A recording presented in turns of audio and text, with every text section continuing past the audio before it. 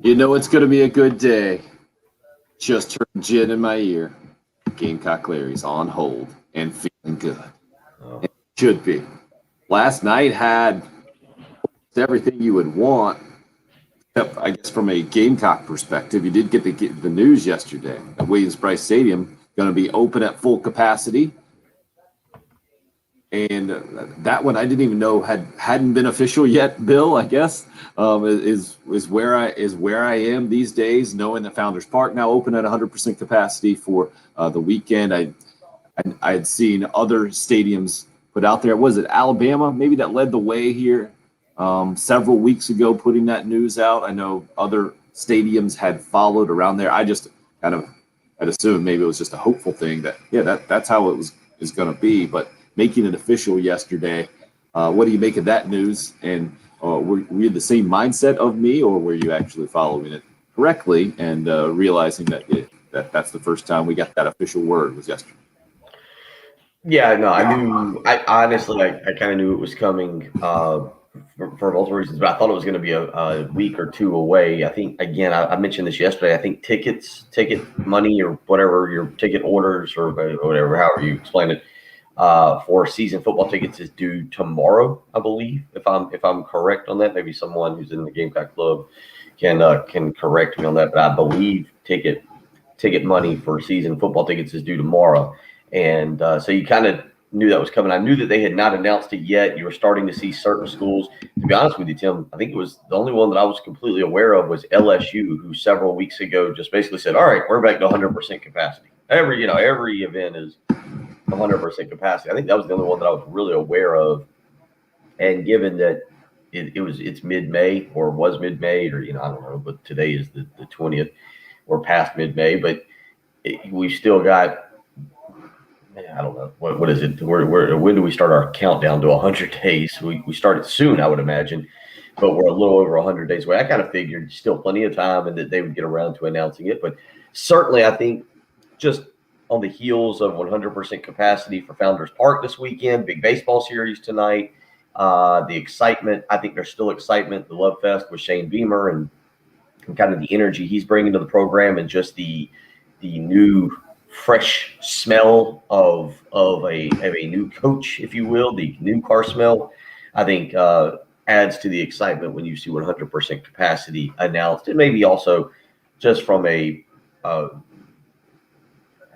guess a society standpoint, another sign that everything is returning to normal.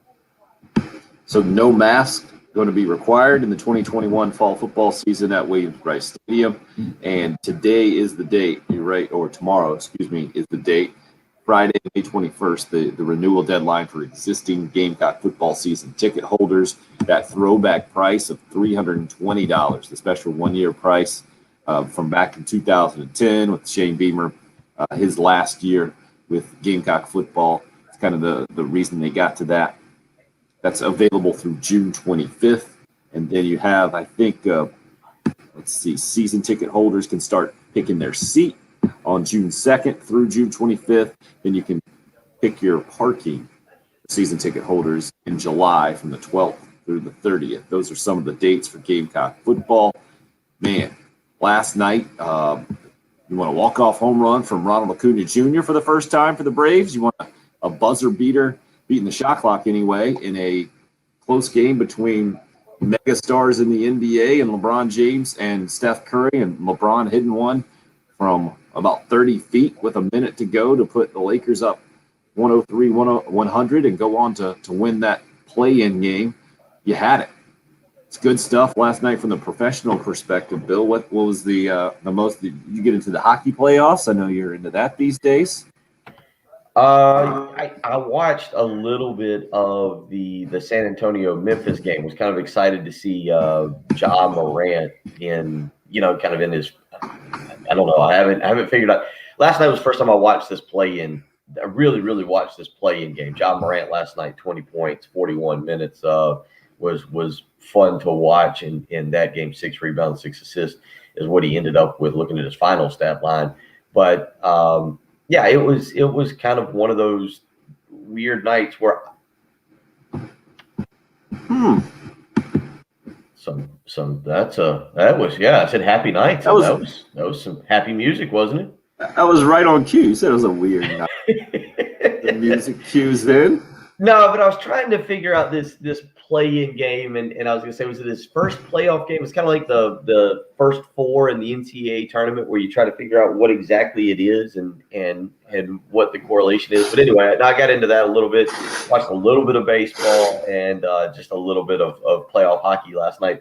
Didn't do a good job of watching any one thing all the way through, if that makes any sense. Matter of fact, I missed San Antonio making a game of it there, and nearly coming back to win that thing after just it looked like they were going to absolutely be blown out there in the first quarter. Yeah, final score for Memphis San Antonio was 196. So that was that 9-10 game, correct? Is that how it works? The Lakers moving on in the 7-8. Right. So the Lakers will now play Phoenix in a 2-7 series, and now it's the Golden State Warriors, who were set to be kind of the 8th seed, who finished 8th in the regular season, having to play their way into that 8th seed by beating number 9 seed Memphis, who beat the 10th seeded San Antonio Spurs last night. Do I have that? Right. Yeah. San Antonio is completely eliminated. They're out, and so now you've got the Warriors, who were technically the 8th seed. Will play a one game. You know what? I didn't even look to see when that game is. Now I'm kind of interested because I couldn't do it, man. I really would have liked to stayed up until the wee hours of the morning to see LeBron hit a shot there with a minute to go and 1 second on the shot clock. But I couldn't do it. That was unfair to us East Coast people, a little bit East Coast bias last night. But that was probably the best of the play-in games, and certainly ended up being a really good back and forth game. The Lakers with a great second half there to rally and win the game. But I'm looking to find out real quick when the Warriors will play the Grizz here in a one game play-in game to be the 8th seed. It is. Let's see. I don't have the time actually in front of me, but the winner will go on to take on number 1 seed Utah Jazz. Friday. For you coming up here soon. But Fridays. It's Friday. That makes sense that they wouldn't play it immediately. You're right. It is on Friday. That's what I'm seeing as well. I tried to watch some of it. At least I did watch some of it. Watch the first quarter, and then I'd like to think I made a mature decision. It's about 11 o'clock. I knew you got a 7 o'clock game for Carolina baseball the next couple of nights. Got a big weekend coming up, and I was like, I probably should do that. And now you can go back and check out the replay of a 34-footer. I shortchanged LeBron the first time I talked about that. About a minute to go, LeBron James almost fading away, sticks it right in Steph Curry's eye. Curry gives him just a great look. He turns around and looks at the ball, and then turns back at LeBron. He's like, "Really, man? Okay, that's how it has to go, I guess." And that turned out to be the last points of the game, right, with a minute to go. 103-100 again. Final, the Lakers beat the Warriors. And another night in Major League Baseball, another no-hitter, Bill. Talked about it yesterday, how these things were getting commonplace. The stat it stood out to both of us, the 5th no-hitter we talked about yesterday was the quickest that Major League Baseball has ever gotten to 5 since 1917.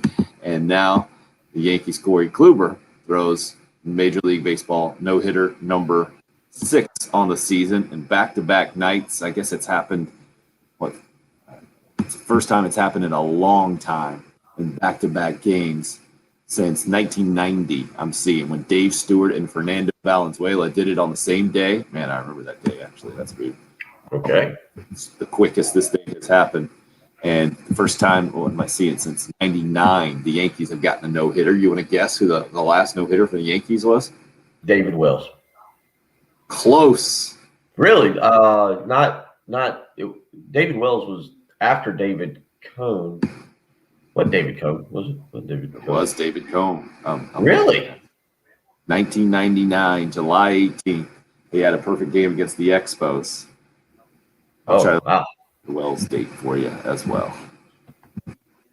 So that's what almost what else do you want last night? Pretty crazy from that standpoint. And a pretty crazy day as well for us, just talking about the possibility of getting back into Founders Park at 100%. 10 o'clock this morning is when tickets will go on sale to the general public. It was yesterday, season ticket holders and Gamecock Club members had the chance to get the tickets first. And today at 10 a.m., general public, anybody can call up and get some Gamecock baseball tickets for tonight's 7 o'clock game, Friday 7 o'clock game, and then the Saturday noon game against Tennessee this weekend. That should be a special environment, I think, for college baseball. Retweeted the video yesterday of some of Founders Park personnel going by the seats and just snipping the string, the rope, I don't even know what you would call it, that was blocking off seats. And Justin King, I think, putting the header of a small thing, but a big thing kind of deal. And that's how I'm feeling about this tonight, Bill, with 100% capacity for the first time for a Gamecock sporting event in a long, long time, man. Yeah, it's going to be fun. Again, I'll be interested to see what the actual attendance ends up being tonight. If fans are as excited as they seem, social media and obviously our radio show and other radio shows, it'll be very interesting to see if everybody's as excited and shows up, or if there's still a little bit of hesitation and what kind of takes place with that. But it's a fun series, big series, obviously.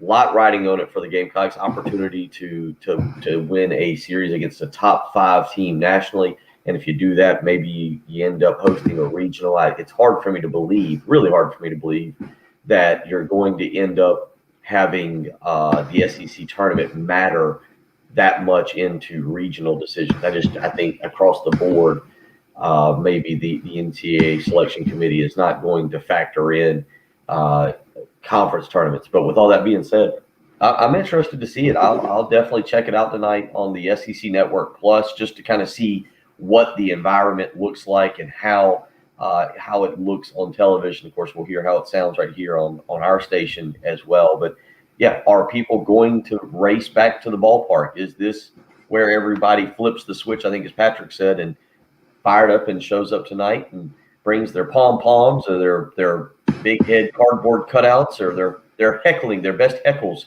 to throw at Tennessee? Well, another piece of news from yesterday from the NCAA is they had originally restricted NCAA regional capacity to, I think it was going to be 50% across the board, and now they've lifted that, said it's going to be whatever the local regulations are, as long as stadiums that host NCAA regionals, the 16, and South Carolina, the Gamecocks are one of the 20 finalists for those 16 spots, then you're good to go. So if it comes to Columbia, it will be 100% capacity in an NCAA tournament regional. And man, that is coming miles, I feel like, from where we were just, a couple of weeks ago, that it was still 25% before that Arkansas series. And now almost more, I was going to say slowly but surely, but more than that, I think, reason to be excited in a lot of different ways. And I'm excited that our favorite 86-year-old caller is up early with us, feeling good this morning, and we get to hear from him on the Love Chevrolet phone lines. 803-404-6100, the number into the show. You can call. Gamecock Larry's got it on speed dial, and he's with us right now to kick us off this morning. Gamecock Larry, how you feeling, sir? And I'll tell you, I feel good. I got a report yesterday that completely turned everything around. They said it was so bad in Atlanta, Georgia, at the VA when they give me that ultrasound. But I'll tell you, I got one yesterday with Dr. Wilson and his staff down there at Prisma Health. And I was on that table for an hour and 15 minutes. And they went up from the top of my head to the tip of my toes. And the report came back. It wasn't as bad as I said it was before, but it wasn't as good as it's supposed to be. But it's good enough to last and to go back to see maybe 3 months, 65%. Oh, this is the old Gamecock Larry. Legion of Doom, Root Hog, and all you Gamecock other teams, the Gamecocks, Clemson Shine, Clemson Island, Tennessee Mike, all you guys. Oh, Bulldog Boat, this is the old Gamecock Larry. I'm going to start talking trash. I'm going to wake you all up and let you know we got the best team in the SEC. And we're going to be in the Final Four in 2024 in football. We're going to go to the NCAA Omaha. We may not go this year, but we will go next year. Frank Moyer's back. We're going to be in the NCAA next year. Dawn Staley, you know what she is. We got everything going. We're going to be the surprise team in 2024. I just hope old Gamecock Larry's around to see it. But if I'm not, I'll be looking down because the good man upstairs is looking after old Gamecock Larry. I feel good. And all you, old Root Hall, you called me earlier this morning and didn't want to talk. Just called to wake me up. Well, I'm awake, buddy. Call me anytime because you won't answer my call when I call you. But all I got to say is I'm happy. I'm glad to get that report. And I only got one to go. That's my I got my riding motor scooter. I got my pacemaker. And I'm ready to go tailgating, and all I got to say is go Gamecocks. Old Gamecock Larry is back and I'm ready to go. Go Gamecocks. Atta boy, Gamecock Larry. Feeling good. A good report from the doctors. Glad to hear that, sir. His buddy Root Hog already had texted us. Said, yeah, I should have Gamecock Larry primed, up and ready for y'all this morning. Good luck. And then he just sent us the good laughing and smiling emojis. Gamecock Larry, awesome. Gene hits us up with on the Cool Care Heating and Air text line.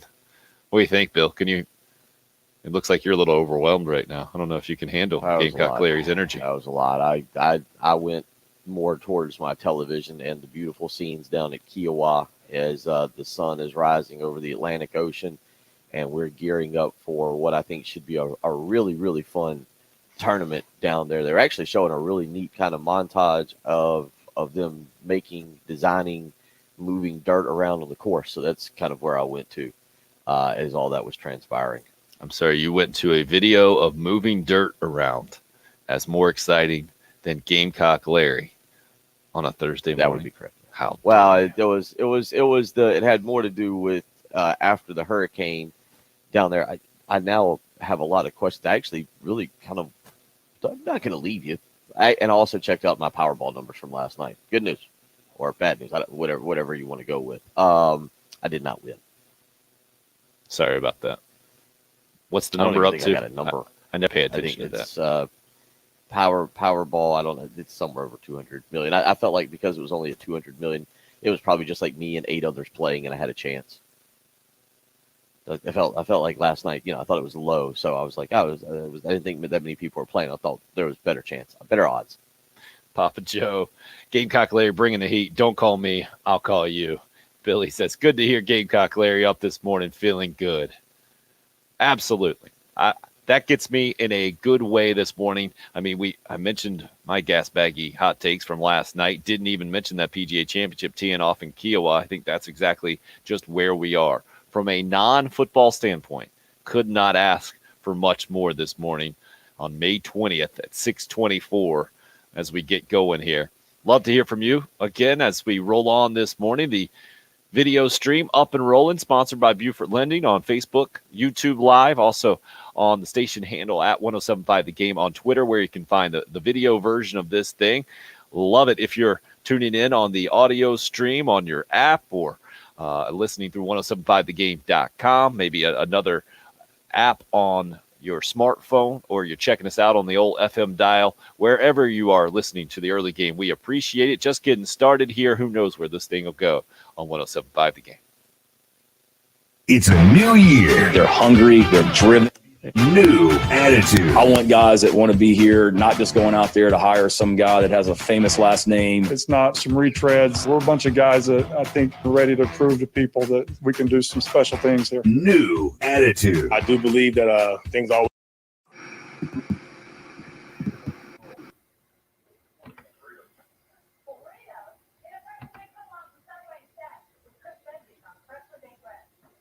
It really is going to be a fantastic weekend. You've got an incredible golf tournament, a great baseball series. You got NBA, NHL, playoffs going on, all the things that you would like to enjoy while you probably sit around your pool, maybe grill out, have friends over. But if you've got a nasty pool, if it's dirty, something's been going on there, and it's just not a good time, you need to get the expert out. Tracy Corley, 20 years in the business.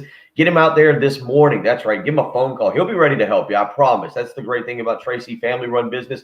You don't get a team out there. You get the man himself who knows what he's doing. Flat rate pricing, including all the chemicals. Give him a phone call today, 803-445-8109. Again, offering pool maintenance at a flat monthly rate. You can get him out there in the next 2 days. You can get that pool completely cleaned up. Tracy Corley and his team, again, Corley Pool Solutions. They've been around for 20 years, testing the chemicals, making sure the proper chemicals for water balancing is added, the vacuum and netting, brushing, skimmer cleaning, filter backwashing. You get the point. They've been around since 2001. Use somebody who's an expert. Make that pool look beautiful and ready to be used this weekend while you enjoy what is going to be a phenomenal weekend of sporting events. 803-445-8109. That's Corley Pool Solutions. I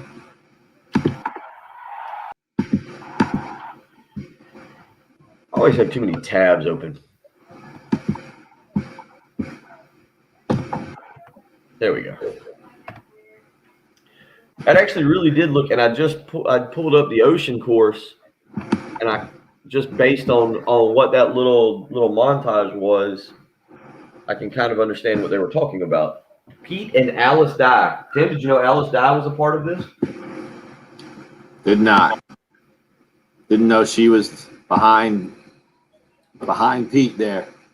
Well, apparently, according to what I'm reading, it was Pete Dye's wife, Alice, who suggested raising the entire course to give players unobstructed views of Kiowa's stunning coastline from every hole. It was originally planned to sit behind the dunes. How about that? Right, can you imagine that suggestion? He's hard at work, sketching everything. She's like, well, why don't you just let him see the ocean? Just move everything up. You think that was met with much resistance when she was just like, you really ought to just raise the course. And then because of that one suggestion, her name gets to be on it. One of his masterpieces now has her name on it as well. Let him see the water, Pete. Want to see the ocean. Wow, that's crazy, man. So basically anything can be done. With enough money, that's what I'm getting here. Anything can happen. Pretty much, yeah. That's who was that who just said? Because I was going back. That was raised 6 feet. Yeah, Craig. Yeah, they raised it 6 feet. Yeah, I was looking to see when was it built though, because the little montage that I was watching showed Hurricane Hugo, and so was it built in 91? Is it that? Yeah, for that Ryder Cup. Is it that new? Oh, that's pretty cool.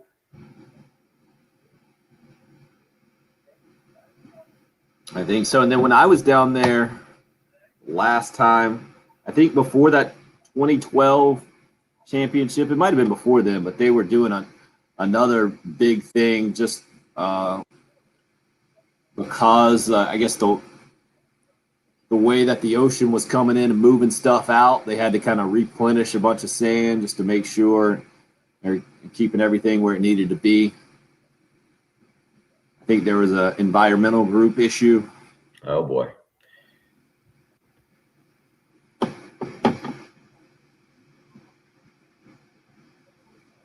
Kitsch, 10 o'clock today. That's when they go on sale to the general public. So plenty of tickets still available at 10 a.m. Ticket office.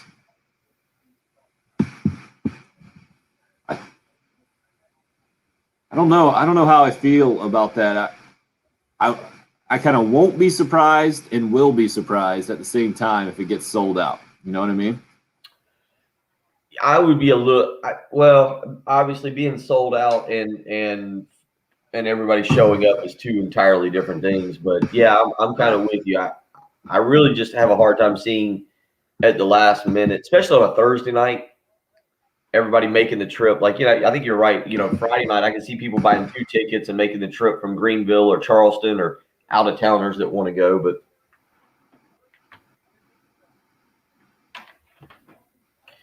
we will see. Showing a good little clip on Jordan Spieth now. What time is the first tee time? I think is 7:30, and then one of the first really good groups, I've forgotten, goes off at 8:30. Yep. 8:30 and 8:40, right around then. Back-to-back groups. They might not even be back-to-back. I know they're going off for 1 and 10. Oh, 7 a.m. Cam Tringali, Adam Long, Patrick Rada. Rada, former Gamecock. Rada. Huh? Former Gamecock? Yep. I did not really. I don't think they're going off 1 and 10. It looks like they're just going off 1 because I only see one group of 3 teeing off at 7. Gotcha. I read that somewhere yesterday. Yeah, it looks like it's spaced out by 5 to 6 minutes and doesn't have. I don't see anything breaking down 1 and 10.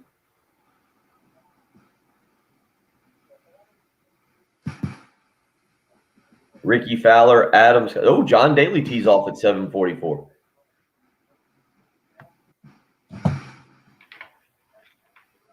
So Rada grew up in Anderson, Cool. and this is his PGA Tour debut at 33 years old. That's pretty cool.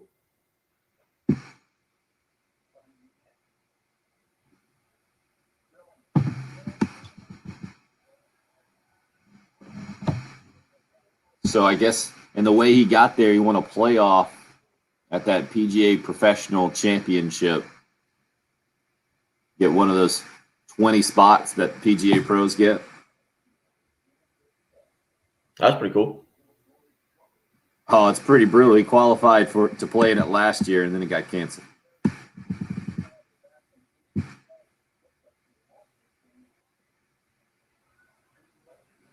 When did they play the PG? I gotta go. Was that in July or August? It was played in August, wasn't it? They ended up moving. I know it was late summer. It was like the first one back, and obviously Morikawa won it.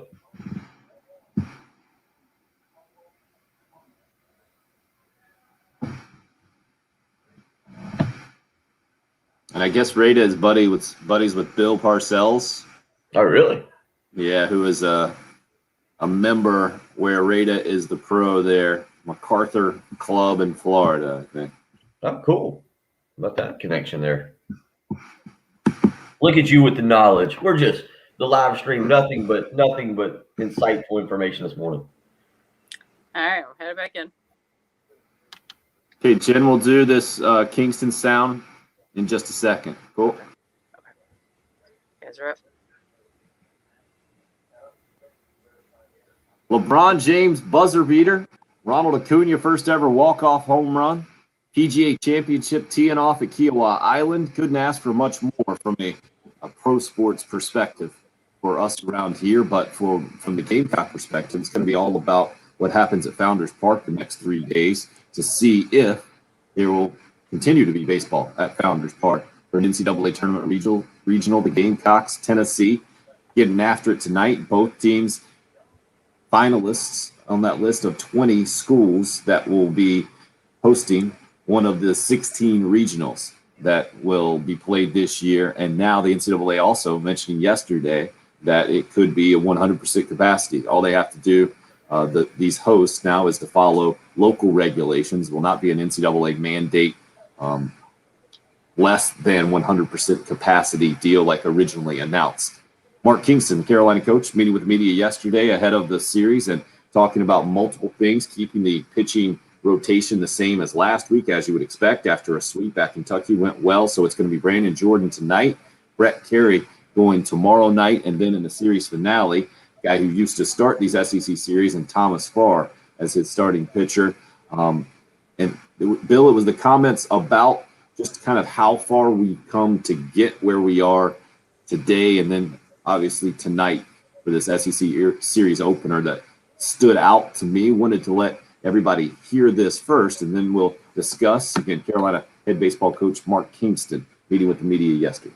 Yeah, it's been a combination of the two. At times, it felt like everything was going so slow because we had so many restrictions. We had so many protocols we had to keep up with. Pony down. Again, we're separating the locker room, we're testing twice a week. A lot of times it's 7 a.m. in the morning, and you have road trips. And we had some really pretty tough, long road trips. And so at times it felt like, man, it's going slow because of all these things that are not normal.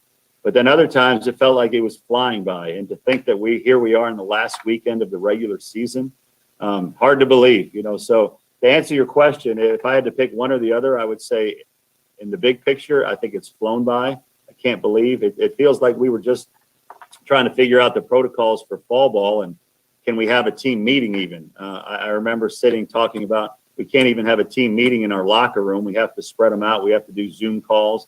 And now here we are, speed ahead to May of 2021, and we're having team meetings. We're playing baseball. We're in the last weekend of the season. We're talking about RPIs, talking about hosting. We got an open stadium. We've come a long way. Both as a society, we've come. Bring you back up. Within our program, we've come a long way in the last, I'd say, 9 to 10 months. So all good at this point moving forward. Again, Carolina head coach Mark Kingston yesterday was asked if this season has felt like it's gone by quickly or slowly, is kind of where he started that thought there. And Bill, everything he said there, what really sticks out is just trying to figure out about team meetings and locker room situations and testing twice a week and the whole thing. It's easy for us on the outside just to watch the baseball and just to be able to fool ourselves in that it is a relatively normal season because we're getting relatively normal schedules and games and the whole deal. But I think it's been anything but, and I feel like we're going to get the full story of this year and everything that not just the Gamecocks, obviously, but kind of all athletes and teams have been through. The farther away we get from this, I feel like the fuller the story will become, and we'll probably appreciate everything these teams have gone through that much more, I would imagine. You think we will? I was just thinking this is the last, now that as I was listening to Mark Kingston say that talk there, I thought back to the beginning of football season and go through basketball season and now baseball season. And I think this is where we as fans, the majority of us now, maybe if you're listening and you have a child playing a sport, whether it's soccer or you have a collegiate sport, soccer or baseball or football or whatever, maybe you have a better appreciation for what your child has had to go through. But I think those of us who don't have a child playing college athletics, for us to get our football games, hey, we don't care what you got to go through. We want to watch football. We don't care that. I was listening to Mark Kingston talk there for a minute and just talking about waking up at 7 a.m. to be tested and what they were. I know for football, I think for basketball, they had to be tested twice a week. You hear them breaking down kind of how, like you just said, how they were having to have meetings and the protocols, the things that college athletes had to do to play a sport that they love. And then for some of us who, basically was like, do whatever you got to do. You just need to give us our football. You need to give us our NCAA tournament basketball. You need to give us our baseball. We are kind of unappreciative is a way I would almost say it, because I don't think we understand everything that these college athletes had to go through to make it happen. It's not like you and I got tested for COVID, I think 5 times over that 2-week span. When I had a viral infection, never got it, never had COVID the entire last 15 months, but that was it. I kept going to the doctor because I was trying to make sure I didn't have it and figure out what was wrong. And I only say that because that was it for me. But some of these athletes, they've had to be tested twice a week, early in the morning. They've had to go through protocols. I know for football, it was, you couldn't go see your family, or you couldn't leave campus. You couldn't leave your dorm room except to go to practice. It was just kind of a strange environment. And I think we, the fan, Tim, a lot of us, just like, yeah, I don't care, buddy. Do whatever you need. Do whatever is whatever is put in place for you so that we get our football on television on Saturday. We get our NCAA tournament in March. We get our college baseball on the weekend. I don't care what you got to go through. And listening to Mark Kingston talk there, I think I think he summed it up really, really well, and it did a very good job of just kind of explaining, I guess, the pace of it in his eyes, but also maybe some of the things they had to go through. Well, baseball's been most affected in this thing, right? College football, by and large, from a season standpoint, did not get affected. I mean, they had to shorten it a little bit, and it was just a 10-game conference season. But when you're talking about going back to the last year, first it was college basketball, and Dawn Staley and the USC women, I think, at the top of the list, being the number 1 seed going into the NCAA tournament that got canceled. Man, you got to feel bad for them. Then it was 16 games into a 56-game regular season where the baseball season, done, just like that. Now, fast forward to today, and these guys have been going through a year plus of regulations and testing, and like you mentioned, the distancing and just protocols all over the place. And now I think that this explains what we heard from Wes Clark. He was asked after that Tuesday night 2-0 win, he hit his 20th home run, how he feels about 100% capacity, and just, man, lit up and said his team's so excited about it. And I think all of that stuff that we don't see and we don't go through. Now, we've gone through it much differently, right? We're sitting in our respective houses right now and not in the studio in downtown Columbia with Jen because of how we've approached. Our company has approached COVID, and everybody, I feel like, has their own individual path in this thing. But now to see it, this is going to be a full circle moment, I think, for a lot of people tonight. We've seen it in certain examples in sports, right? The Braves opened things up a couple of weeks ago, I think. That scene last night in Atlanta with Acuna Jr. hitting his walk-off home run, fantastic. Ole Miss and Mississippi State baseball was really, I guess, the first time during this college baseball season where I felt like, hey, man, look at this. This is something we hadn't seen in a long, long time, and it feels really, really good. And now to get it here in Columbia with a Tennessee team coming in and top 5 in the country and with a chance to win an SEC championship, and the Gamecocks with the chance to keep that from happening and solidify an NCAA regional spot, then to keep more home games going in Columbia and to have as many fans as want to be there, it has been a tremendous evolution, and it feels really good to be here as we sit here on May 20th. Would you agree? Yeah, and I think we're continuing to see it. I'm a little surprised. I'm interested, going back to what we opened the show, talking a little bit about the NBA. I'm kind of interested that you see Major League Baseball opening up more and more, that you see now the college baseball opening up more and more across the country, that with the NBA playoffs, you haven't seen more of the of allowing teams to open it up for the playoffs. I'd be interested to see is when we get into the actual playoffs. I still, because I'm not sure I'm ready to deem these playing games the actual playoffs, but when we get into the actual series, if they make some changes and allow people to do that. But I'm with you. It's fun. I'm interested to see tonight. I'm interested to see this weekend at Founders Park. I'll be interested to see kind of the reaction over the next few days as we get the numbers on total season tickets sold for South Carolina baseball. South Carolina football, which again, the tickets are due, the money's due, and your selections are due by Friday. What those numbers are, it'll give us an idea of what the fall will look like with fans being excited both for a return to just normal football with 100% capacity, but also for an excitement for a new football coach here in Columbia. Stadium will be packed tonight, guys, despite it being a Thursday.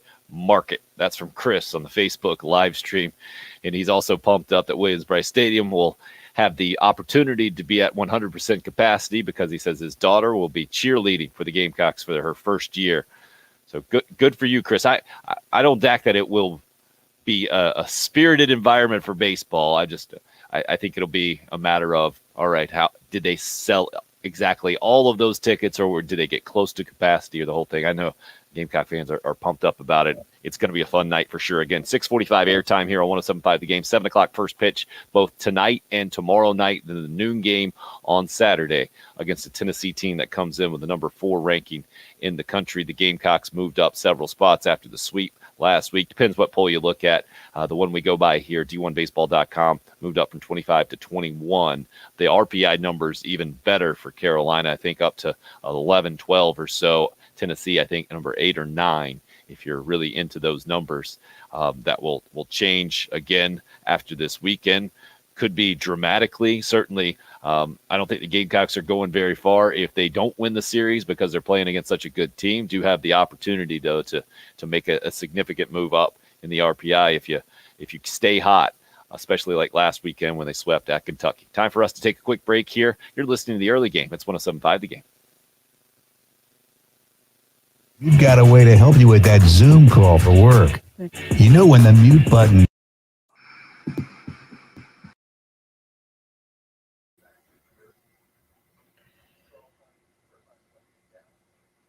So many good things this weekend. Again, golf tournaments, baseball series, playoffs. It puts me in a good mood. You know what also puts me in a good mood? A good quality night of sleep. And it positively affects emotional well-being. It's proven. Science. It's fact. Look it up. Check it out. When you have a Sleep Number bed, you get a great night of sleep. You get more than just quality sleep. It's a great night of sleep. I put the Sleep Number setting on 45. Wake up rested, refreshed, ready to go each and every day. You can do the same. Discover proven quality sleep during the Memorial Day sale. Save $1,000 on the Sleep Number 360 Special Edition Smart Bed, and exclusive offers also are available for military members. These are at a Sleep Number store. Good news for you. There's 2 right here in the Midlands to choose from. One in Irmo and Harbison Boulevard across from Buffalo Wild Wings. The other in Columbia, 2 Notch Road across from Sand Hills Mall. You can visit them on the web, sleepnumber.com. It's the Memorial Day sale where you can save $1,000 on the Sleep Number 360 Special Edition Smart Bed. Also exclusive offers available for military members. Don't miss out. Get a proven quality, great night of sleep that will make you a happy person each and every morning. Make the switch to Sleep Number today and find out what a great night of sleep is truly like.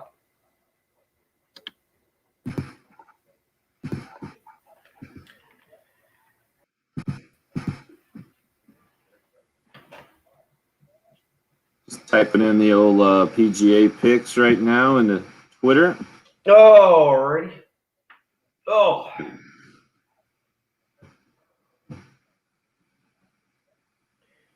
Did a little bit of a back workout yesterday, and I can feel it sitting in this chair today. Oh boy.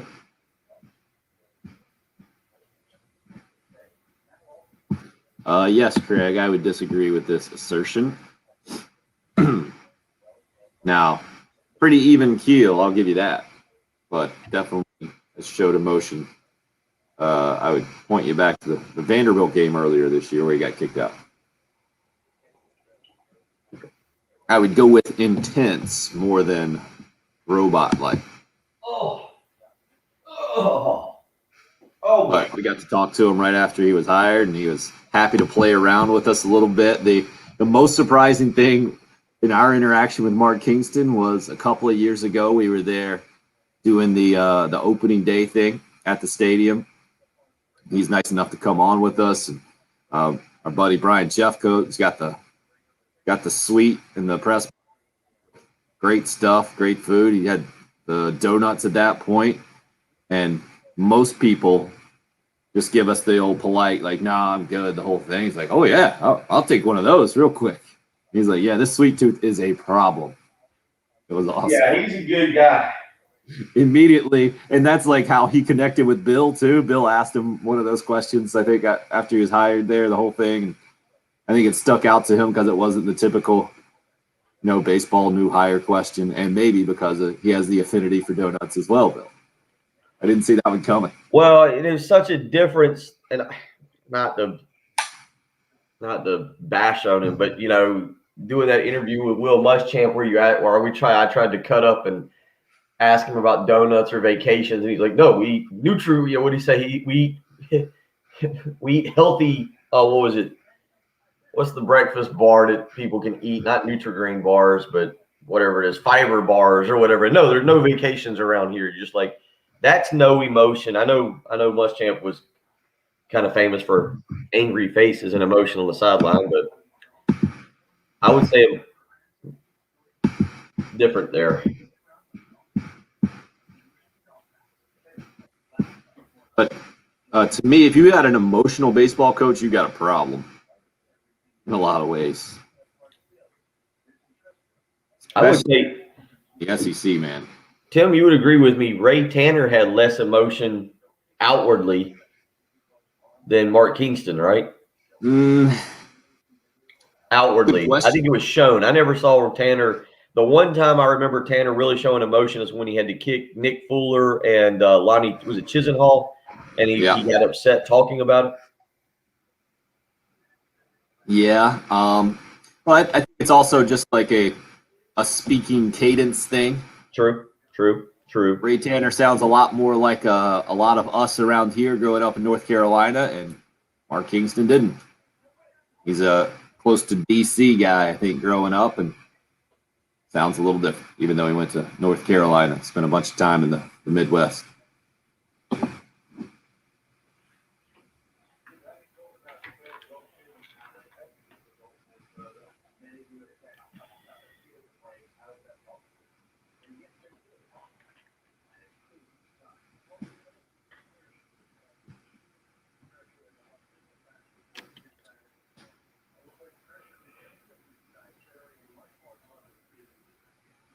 A little more than 12 hours away from first pitch at Founders Park, first time in a long, long time.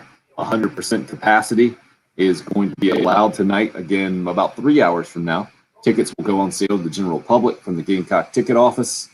And you got the opportunity, someone hit us up on the live stream a little earlier, know about any tickets this weekend. Well, you can just go straight to there if you would like, starting at 10 a.m., and obviously, you can listen to us here on 107.5 The Game throughout the day. We'll let you know if that ever becomes not an option and things get sold out. Which I was telling you, Bill. I think this was on the live stream. I'm not sure how to feel there. I guess I could see it either way, where all the tickets don't get sold, or certainly I understand that there will be a bunch of Gamecock fans excited about tonight. I just don't know if it's to the level of 7,000 plus on May 20th today, the first opportunity to fill that stadium, just because of everything everyone's gone through, and I guess different approaches. I think everybody views, even still now, things a little bit differently. What about you?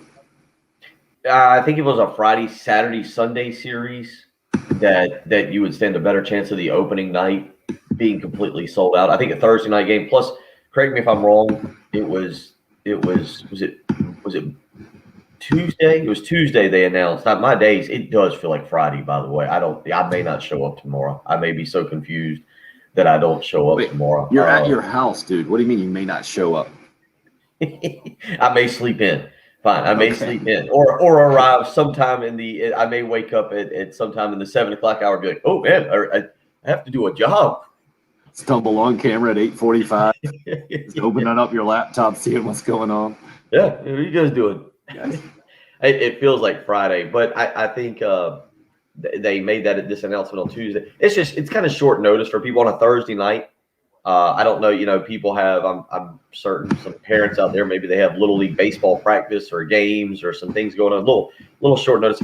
I think you said it yesterday, and I forget on air or live stream. We were talking with Patrick about it.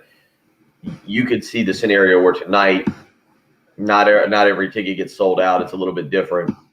But then tomorrow night and Saturday are great environments where it's packed and full to the brim, just because it's a Friday night. And people, your plans are a little bit more wide open. Maybe you were planning on pizza and TGIF, but a little bit different. So tonight might not be the crowd that everybody's all fired up for, but I think you'll definitely see it tomorrow night and Saturday.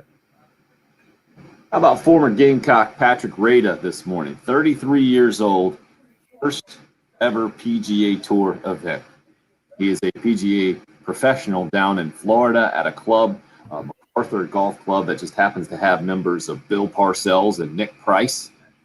And he gets to start things off at Kiowa today. First ever PGA Tour event.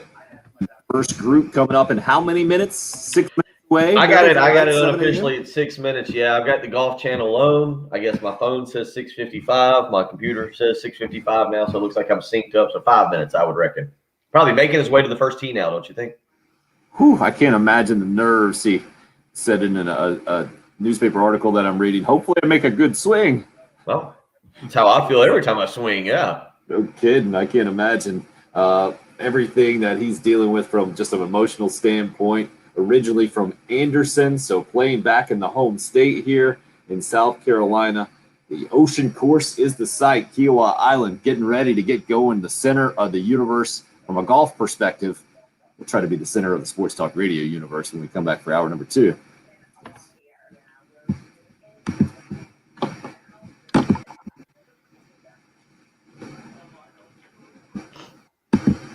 You like that reference, the TGIF, Chris, did you? I was thinking about that. Step by step, Family Matters. Who knows? Let's see what rolls, what line or what opener we get if we get the Perfect Strangers opener for Right on cue. Right on cue. All right, let me go more coffee.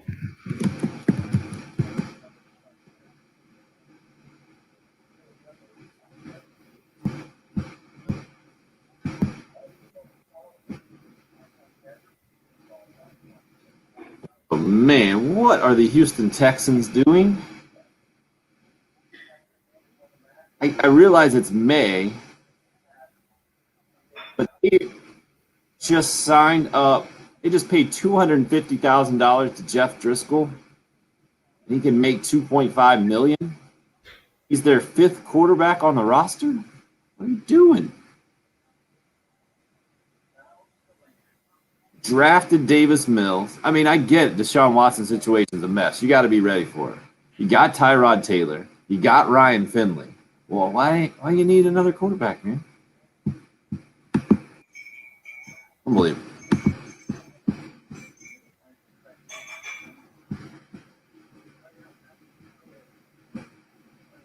So just to recap, and as I'm going to be typing these out on Twitter too, from the golf perspective.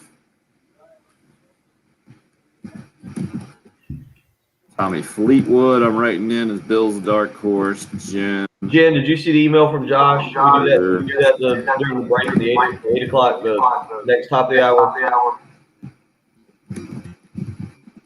Yeah.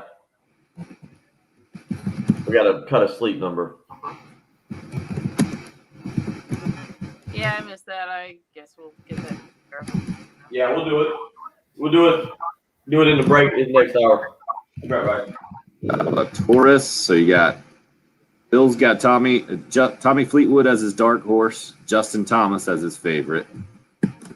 Jen's got Daniel Berger as the favorite, Matt Wallace as the dark horse. Patrick's going Brooks Koepka, and Will's a Taurus, and I got Jordan Spieth and Kevin Kisner.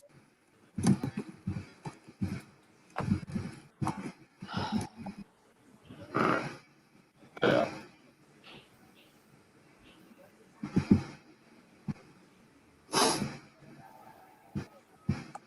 Sorry about the type.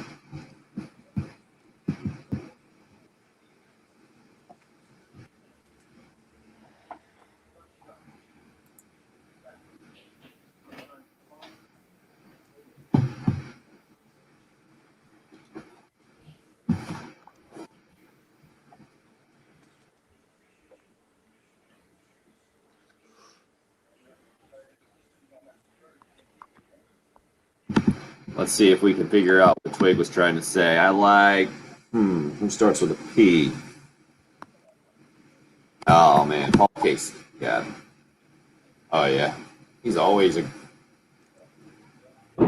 solid pick for sure. Seems to always. Oh. Oh.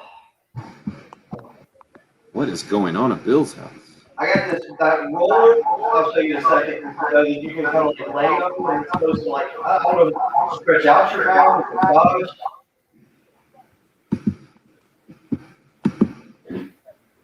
Yeah, have you seen these at the gym? Jen, I'm sure they have those at the bar, but these are like you use it to, like, I guess, massage your leg or back.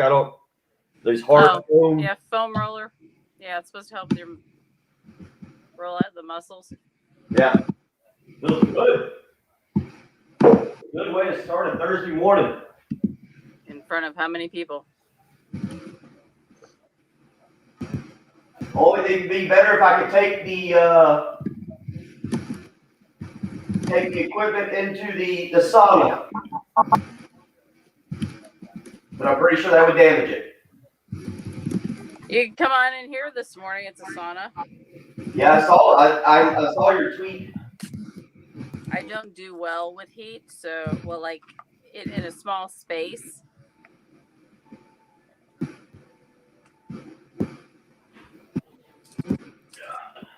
That probably kicked off my mood. Oh, nice work, Twig. That's a good day. It's a solid Thursday. He's on his way to Kiowa. Yeah, he's. Excellent. I think Twig has picked every golfer in the field, hasn't he, Tim? Now he's got Paul Casey as a dark horse. Do we need to go back yesterday? We still got a few. Nobody went with McElroy. Does anybody believe in McElroy?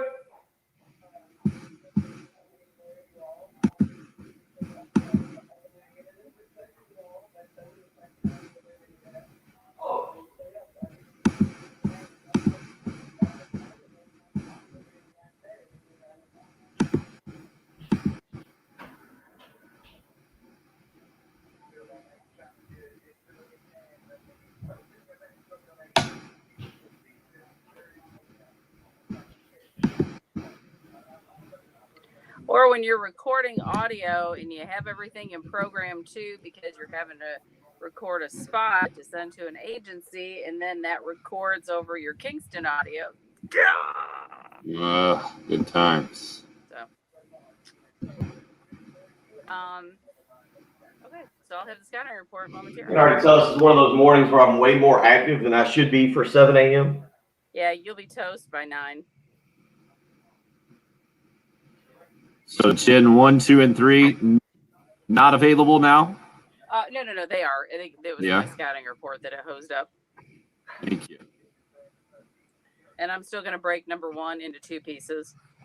Excellent. Let's do number 2 off the top here to start, please. Okay. Thank you.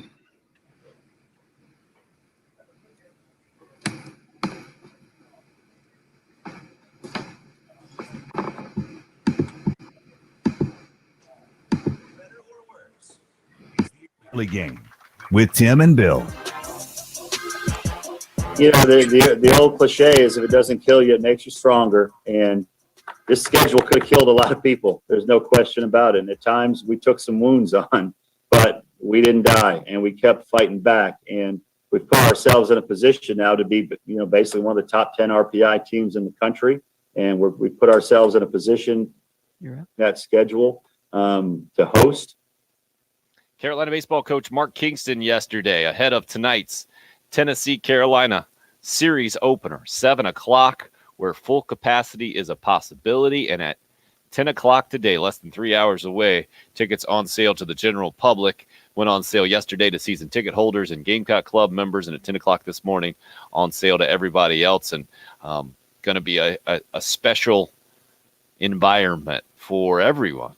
I mean, I mentioned Wes Clark and his comment after the Appalachian State 2-0 win where he hit his 20th home run, just couldn't help but smiling and talking about the excitement from the team standpoint to get more people in the stands.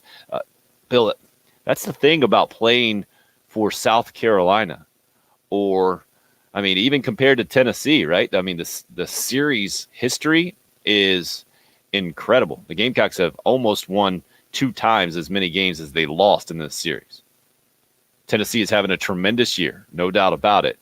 But South Carolina, Arkansas, LSU, where else are you going across the country? Texas, maybe?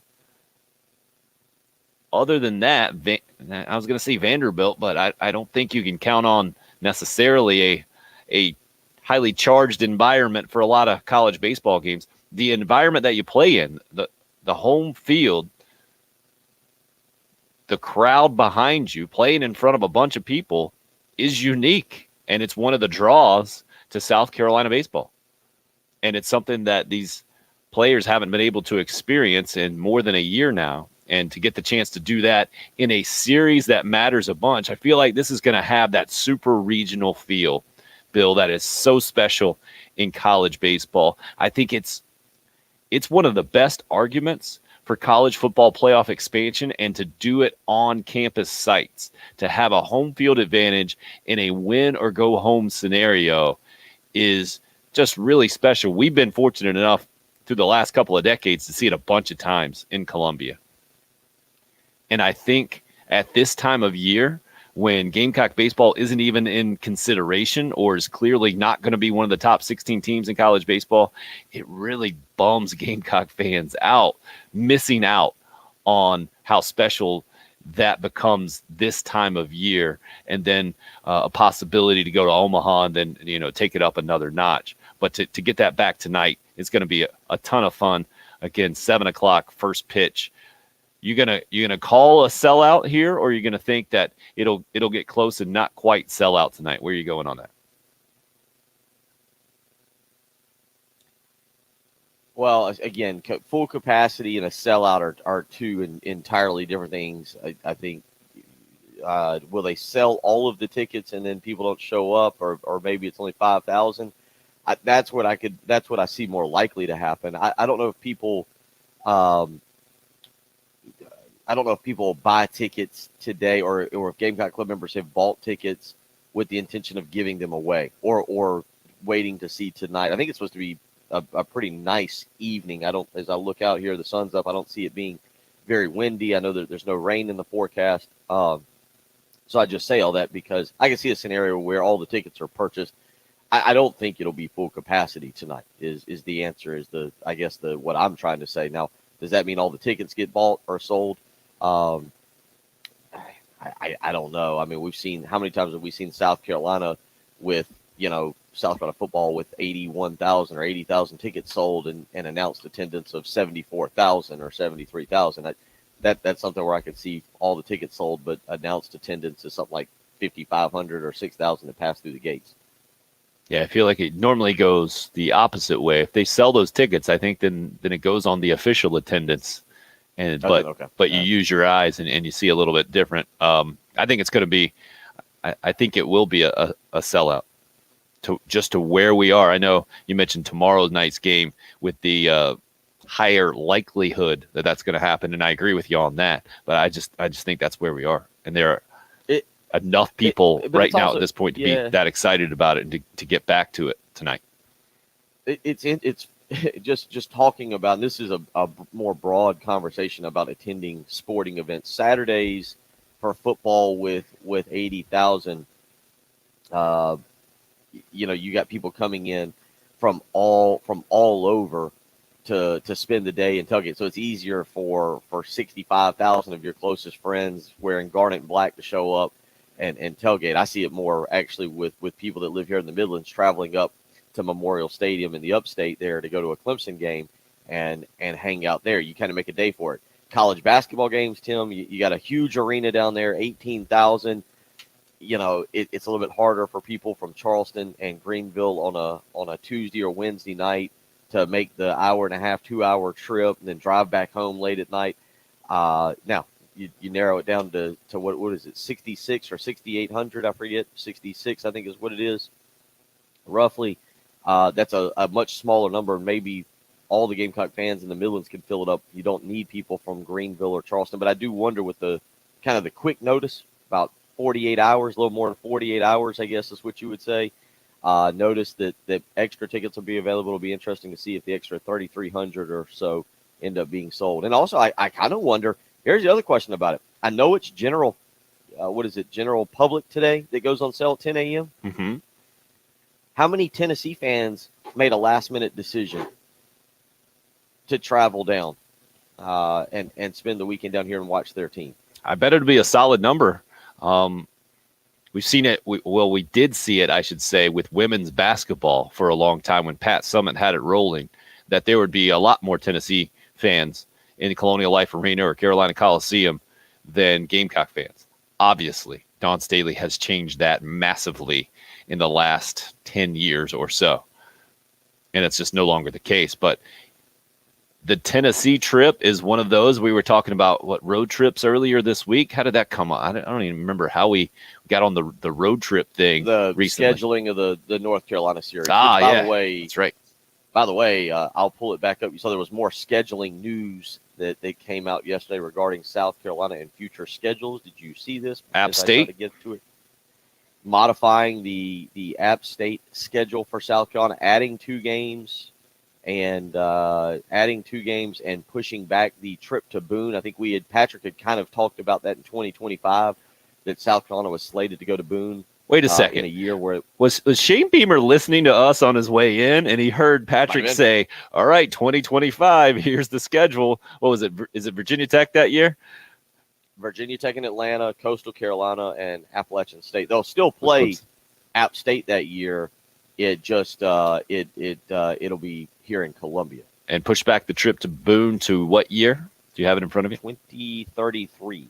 Oh man, those years are so ridiculous. Anytime I hear those kind of dates, all I think of is the Conan O'Brien skit that he used to do on his NBC show way back in the day in the year 2000, where it was already 2000 a lot of times, or right close to it, and talked about what was happening way off in the future and being goofy like that.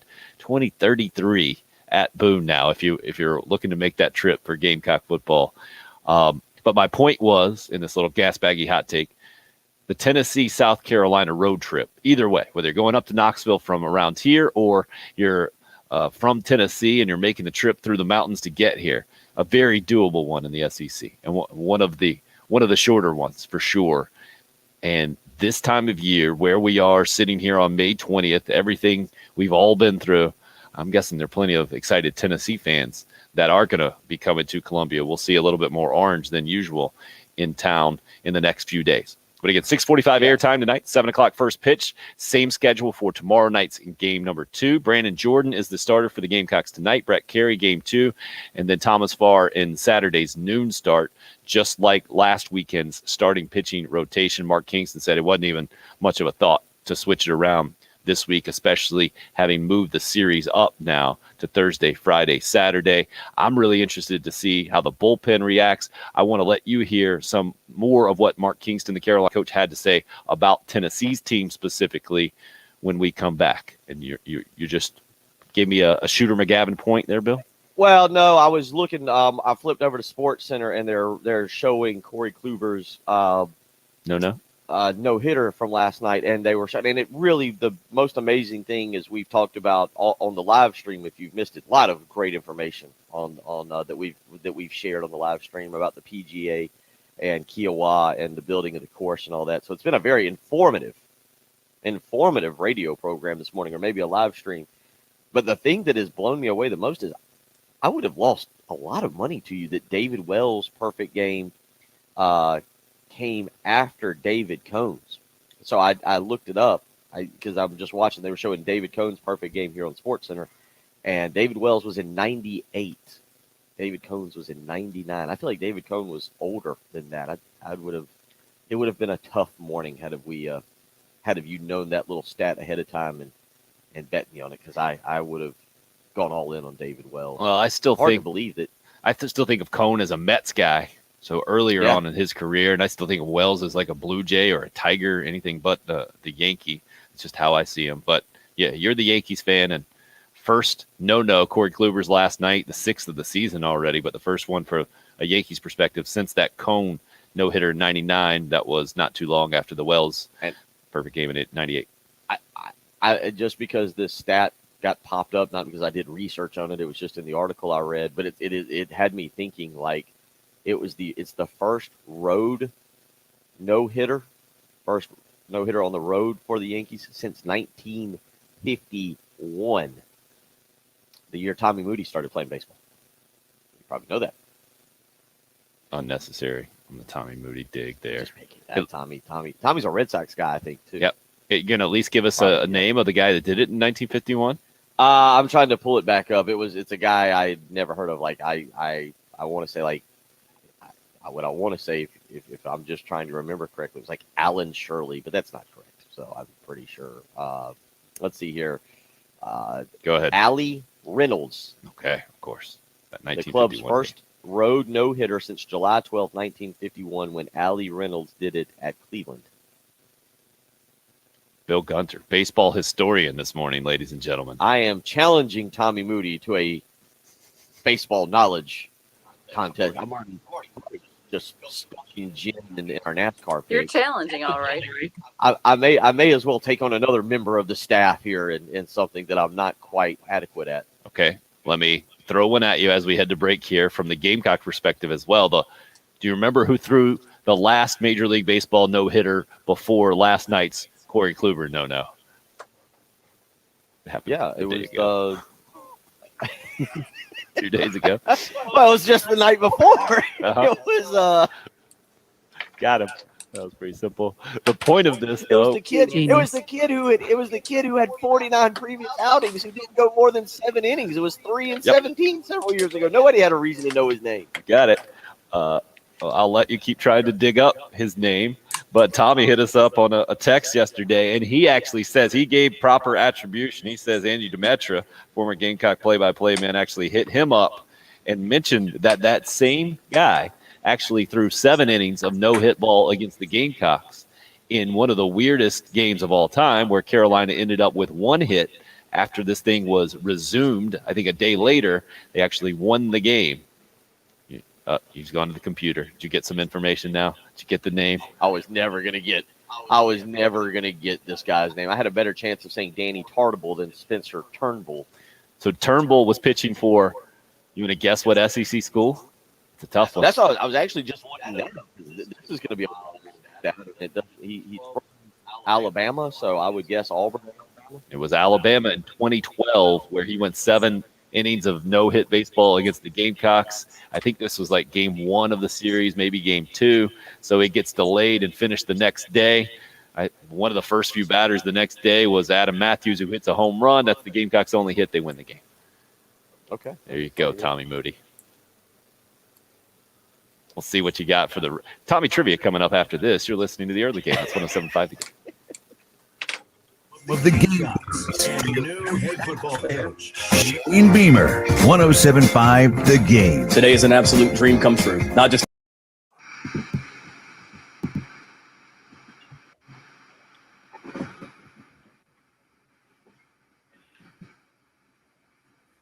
Yeah, I was mad that I missed that text yesterday during the show.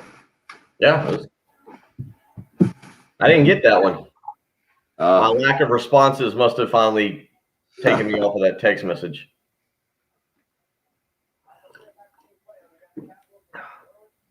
I can't believe that the Golf Channel all week long, it must be, I mean, this must be some kind of rule or whatever, but from 7 to 9 has gone away from the PGA Championship. Yeah, I'm sure that's an ESPN rights thing. Well, but I mean, they've been showing the live from the PGA all week, you know? And Right. so you know how they do it. They're there, but they're not showing the golf. They might like update something or show people on the practice range. Mm-hmm. So what are they showing now?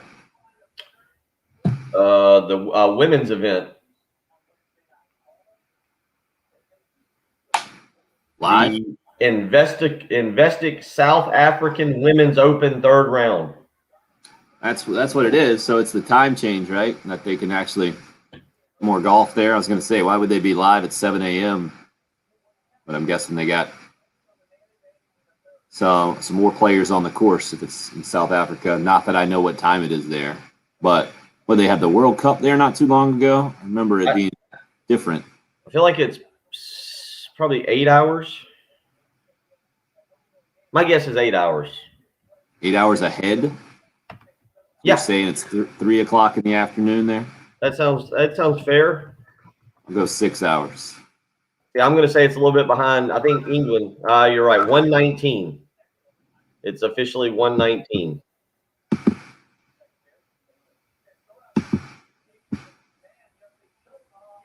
Good call. Look at you. World Traveler Hill over there. Lucky guess.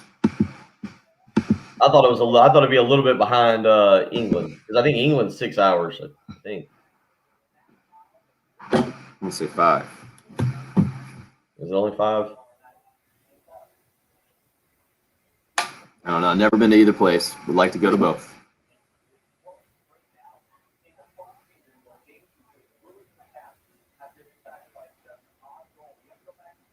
Anybody on the live stream been to England or South Africa would love to hear your experiences and vicariously live through you. Morning, Mark.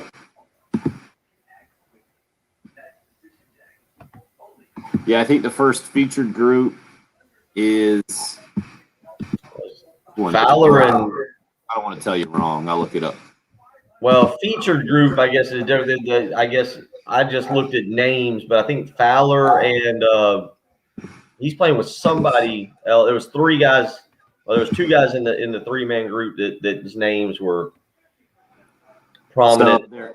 Yeah, Fowler, Scott, and Hatton at 7:38. Okay. Oh, I read that incorrectly, didn't, because I had the other guy that as I scrolled through. And then John Daly at 7:44. John Daly's still a thing, right? Like people watch John. If you go to a tournament, do you stop to watch John Daly hit a couple shots? Yeah, but it's kind of like out of a weird emotion for me watching it. Like, yeah, I don't think you. Yeah, it's kind of a bit of a sideshow kind of deal. Yeah, I'm with you on that. Yeah, there it is. The I guess featured group is 8:33. Justin Thomas, Roy McIlroy, and Brooks Koepka. Right. And then at 8:44, you got Hideki Matsuyama, Colin Morikawa, and Bryson DeChambeau. Reigning champs. Yep. So you got that's 8:33 and 8:44. The other one this morning that's on that ESPN Plus featured deal is 8:22. Schauffele, Hovland, and Westwood. And then I guess this is a big name group, but I feel like it's Jason Day, Phil Mickelson, and Patty Harrington at 114. John Rahm, Patrick Reed, Tommy Fleetwood at 125. Mark, if you go through the Gamecock ticket office, do you have to pay Ticketmaster fees? Do you know, Bill? I have no idea. I have no idea. I do think there's maybe an extra charge. I'm not sure, but I can't say for certain.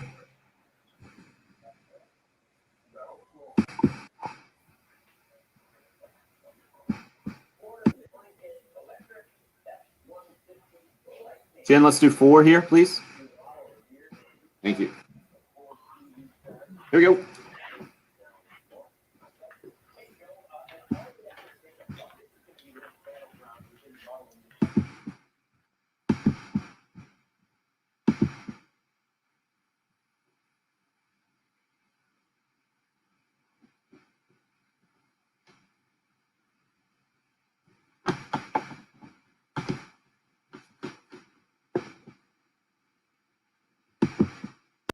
They play with a chip on their shoulder. They're talented offensively, defensively. They pitch very well. It's a good team. There's no question about it. And I think the teams are very evenly matched. If you look at our common opponents, we have the same record against common opponents. So I think it's going to be a great series. We have a lot of respect for them and how they play the game. And, you know, they're a team right now ranked in high and are an Omaha contender. So just think it's going to be great baseball. That's Carolina baseball coach Mark Kingston talking about the series at large. Starts tonight. Brandon Jordan on the mound, 7 o'clock first pitch against Tennessee, ranked number 4 in the country. Chad Dallas is the righty who will be going for Tennessee tonight. He's a junior. The record is absolutely fantastic. So it looks like Tennessee might be doing the opposite. I know Mark Kingston said they are very similar teams when you're talking about record against common opponents. But Chad Dallas, the starter to start the series, 8-1 on the year. Surprisingly, the ERA is significantly higher than Brandon Jordan's, whose record sits at 5-4. Jordan has a 3.66 ERA. Dallas comes in with a 5.25 ERA.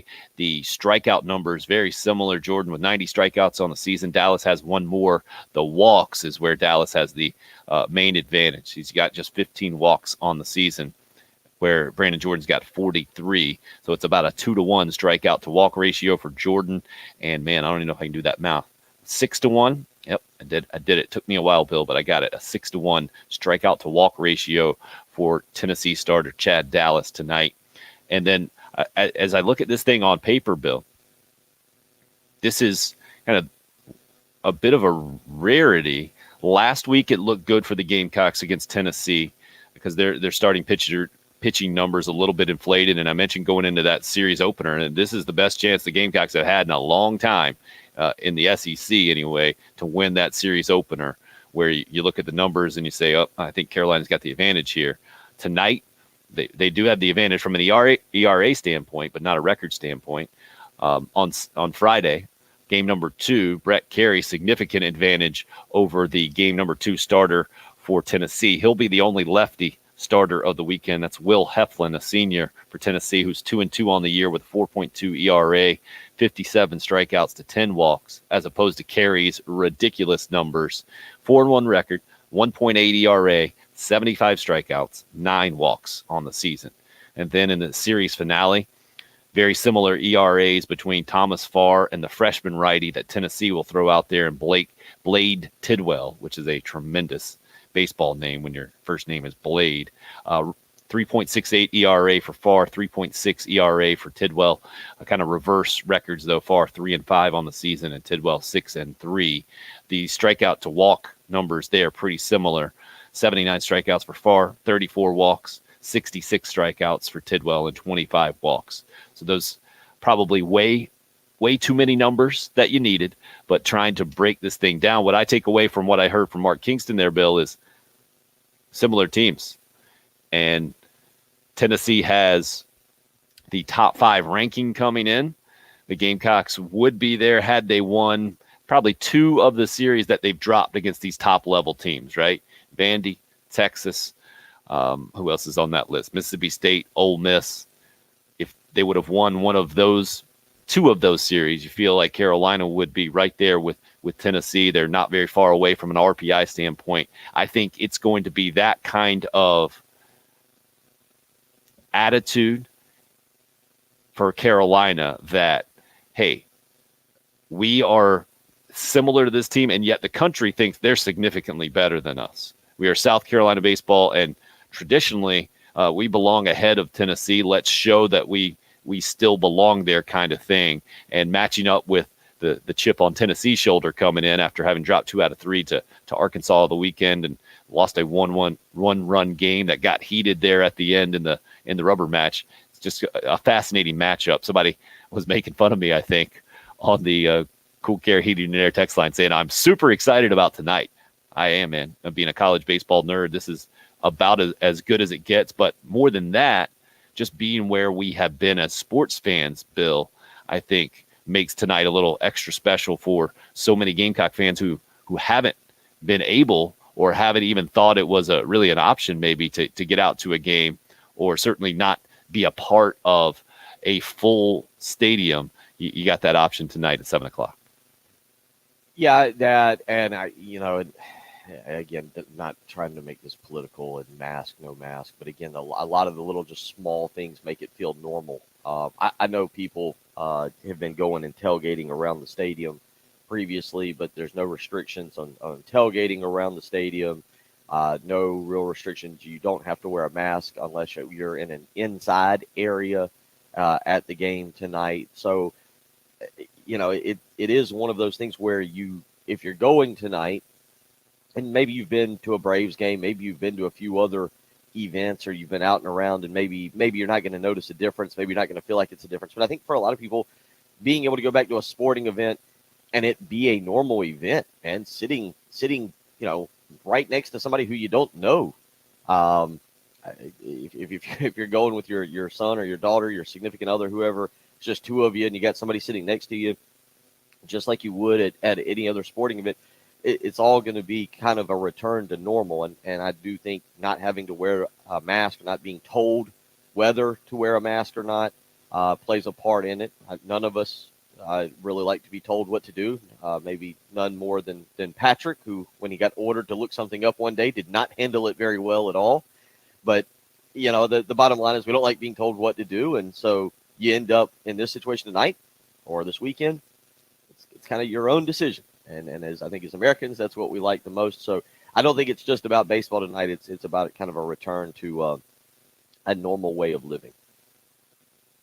And right now, getting the question on the Cool Care Heating and Air text line, if you have to call or if you can go online. It looks like I'm going online right now. The Gamecocks online and clicking through the tickets. I think you can do that. I'll confirm that in a second. But if you want to give the ticket office a call, you can go 800-4SC fans, 800-4SC fans, or locally at 777-4274. Again, 10 o'clock this morning when general public tickets go on sale for the weekend. Tonight, 7, Friday night, 7, and Saturday at noon. Gamecock baseball against Tennessee should be absolutely fantastic. We'll get into a little bit more of the PGA Championship, which is now underway. A former Gamecock starting things off this morning in a special way down at Kiowa. Kicking off the second half of the show, 803-404-6100. The number, if you would like to call or text, it's the early game. It's 107.5 The Game. 107.5 The Game.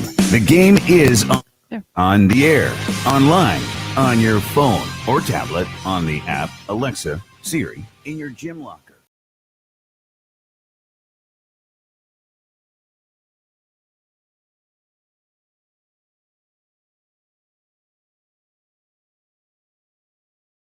A pre-owned car, make it a little bit better. Maybe you're sending them to college next year.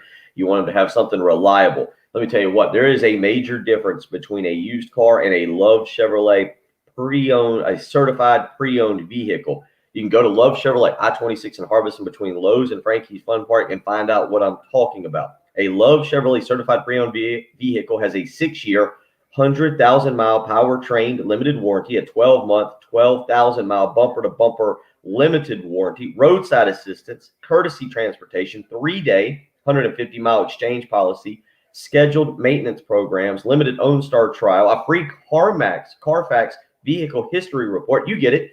There's so many great things about a pre-owned vehicle from Love Chevrolet. Go find out for yourself. They've been helping families here in the Midlands for over 60 years. They'll continue to do it because of their reputation, because of the way they treat you the minute you drive onto the lot. Go find out for yourself. I-26 in Harbison between Lowe's and Frankie's Fun Park, or on the web, lovechevy.com. Get out to Love Chevrolet and find new roads.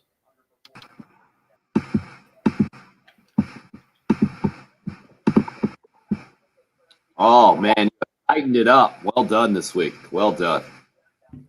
Thank you.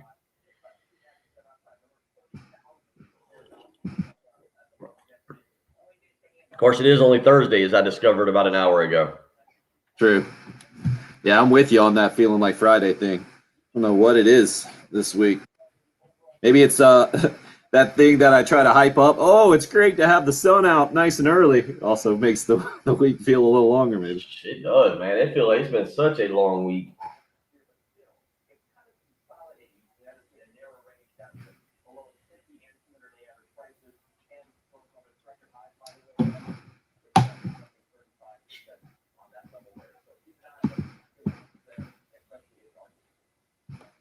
Attaboy, Mark. Appreciate the heads up there. Oh, that reminds me to click through this one more thing.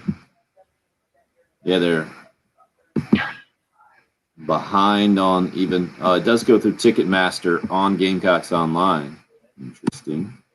Can you just call, or do you have to go to the app? Download app. No, I would assume you could call. I mean, if I called up the ticket office this morning at 10 o'clock, got through, and they told me, sorry, you got to go through the app, I would not be happy. I don't think that's how they're going to be doing business. But I don't know for sure.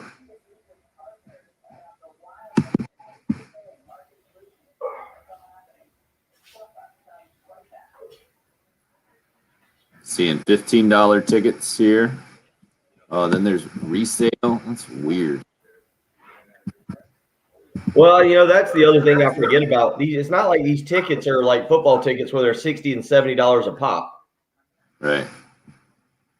So a general admission ticket, standing room only, $15.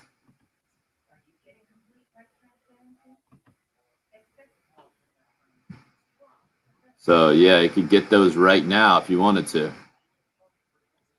Weird. Ticketmaster. So it's $15 each, but somehow it ends up being $38.75 For two? Yeah. Just general admission, standing room only tickets. So $8.75 extra charge is what you're saying.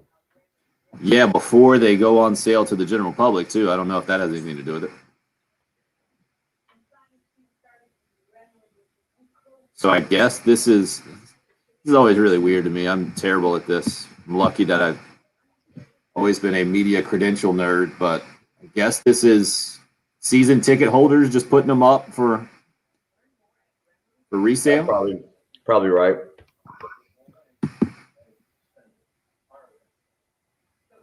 Trying to make $1? Oh no. Good question. I might have to go to the t-shirt. I've got kind of like a light pullover on, but it's getting warm. Yeah, I'm thinking about in the next morning, tomorrow, or maybe on Monday, if it's as hot as it's supposed to be this weekend, I might have to get the fan. Bust that thing. Already done the full cycle of heater and what has started with fan. I think originally had to go to heater. You might have started with the heater, given that it was March. You might have had to use the heater a few mornings. So I've gone heater, fan, heater. Might be back to fan here soon in the garage. Can't you get one of the kids to come fan you? Ha. That should be the punishment to the 6 and 8-year-old if they do something. Just have them stand there during the show. Palm fronds. I'm not gonna change on air, Anthony. Don't worry, we're okay. Although I'm very pleased with what's happening here with my gym appearances. 9 o'clock last night. Huh? The baby was struggling all yesterday, teething the whole thing. So not great at our house. 9 o'clock. The 6 and 8-year-old come down the stairs. Dad, is John Cena a real person? Can't make it up. You guys are up.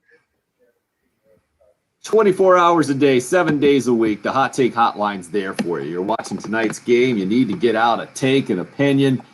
Maybe you just want to express how good it feels to see a bunch of people in the stands and the mask requirement dropped at Founders Park. You can call 803-978-6654 if you would like to express a negative emotion.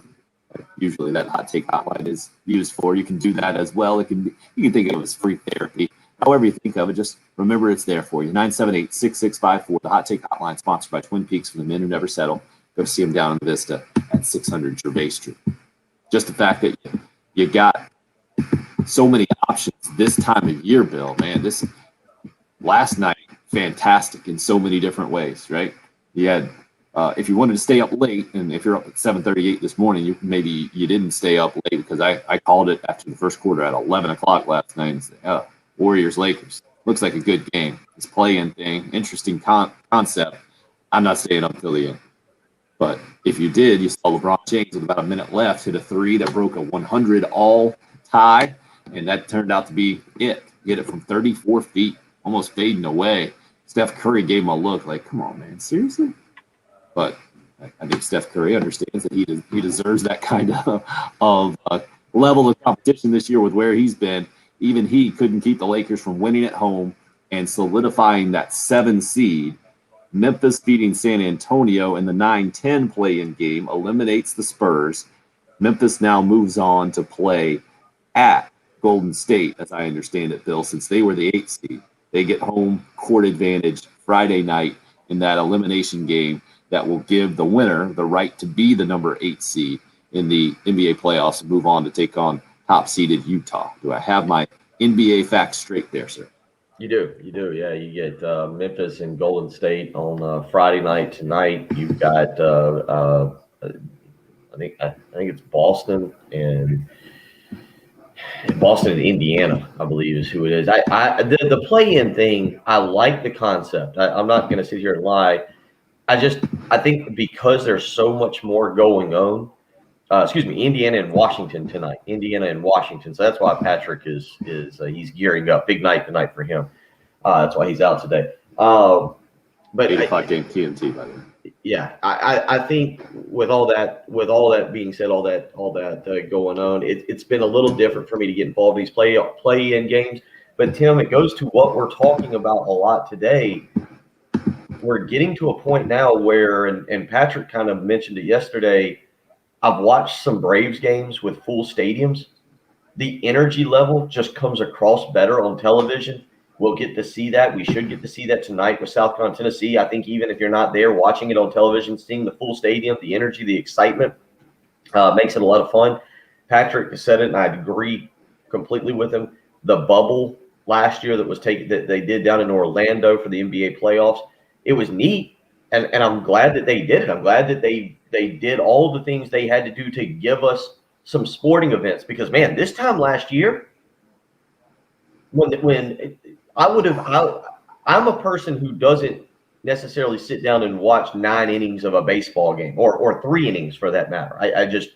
But at this time last year, I think we were joking that, like, I don't know, pick the 2 worst teams in Major League Baseball that nobody wants to watch, like the Mariners and the Marlins playing each other, Wednesday night at 9 o'clock. And we would have all been a year ago at this time, like, all right, man, I'm taking a nap today. I'm gearing up for this game tonight. Live sports, yeah. Mariners, Marlins, I'm all in. And so, but we've come full circle now with seeing games that have fans and an energy is entirely different. I was watching last night just the pregame. I kind of flipped over to watch the opening of the Grizzlies and the Spurs at 7:30, and they're doing their pregame broadcast. And the way they still got it set up, it looked like a high school game.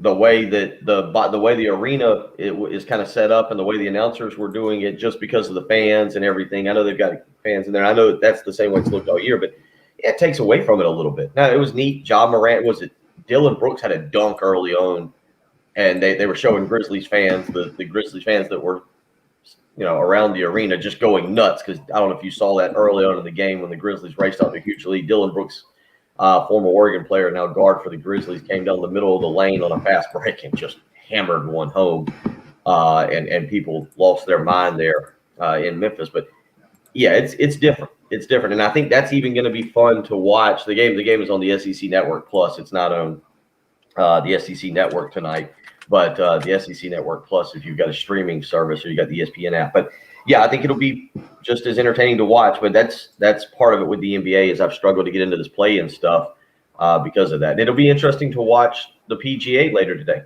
and see the crowd as they continue to increase attendance throughout PGA events.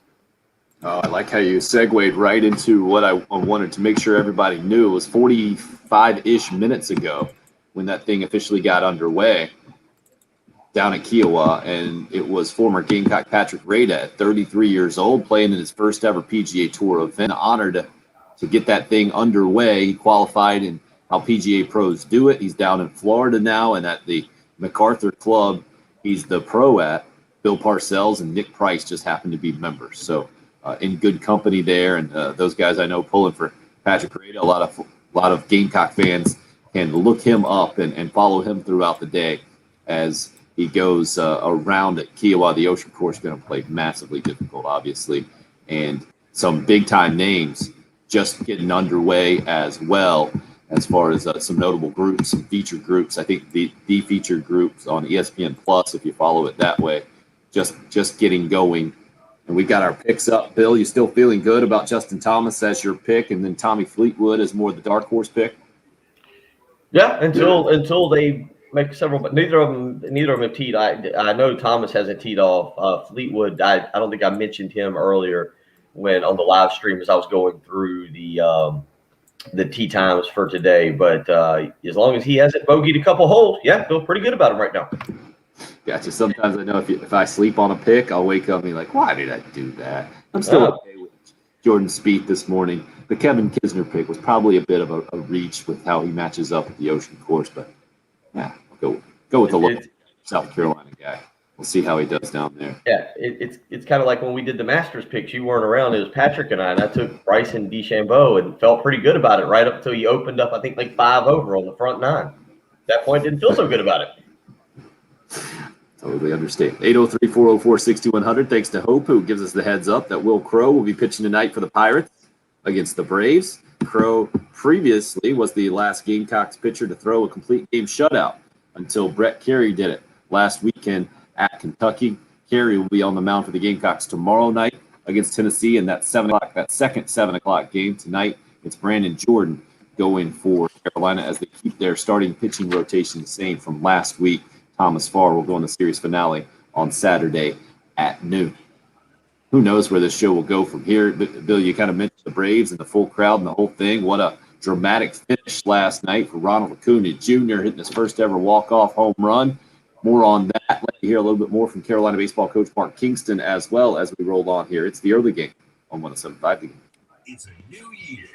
Driven in a new attitude. I want guys that want to be here, not just going out there and know some guy that has a famous last name. It's not Sherry Treads. We're a bunch of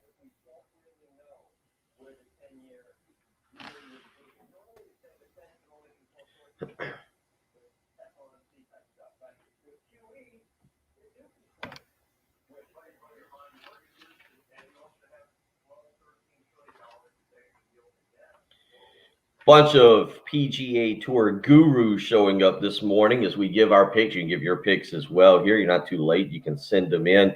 Need to tell you about another guru, a mortgage guru, Jacob Crowder with First Palmetto Bank. You can give him a phone call this morning, 803-719-1005. You can email him, the letter J, Crowder, CROWDER at firstpalmetto.com. Jacob and Brian Kovar helping people save money, whether they're refinancing their existing mortgage or whether they're looking to purchase that dream home. The first thing you need to do is get in touch with Jacob and Brian today, see what you can become approved for. Then you go out and find that dream home. 803-719-1005. Again, those interest rates are low. Jacob, Brian, helping people save $200, $300, $400 on their existing monthly mortgage payment just by refinancing. So again, 2 great reasons to get in touch with the mortgage guru this morning. 1, if you're looking to purchase, see what you can get approved for first, then go looking for that dream home. Also, if you're looking to refinance that existing mortgage, interest rates are low, see what Jacob Crowder can do for you. 803-719-1005. He's the mortgage guru, Jacob Crowder with First Palmetto Bank.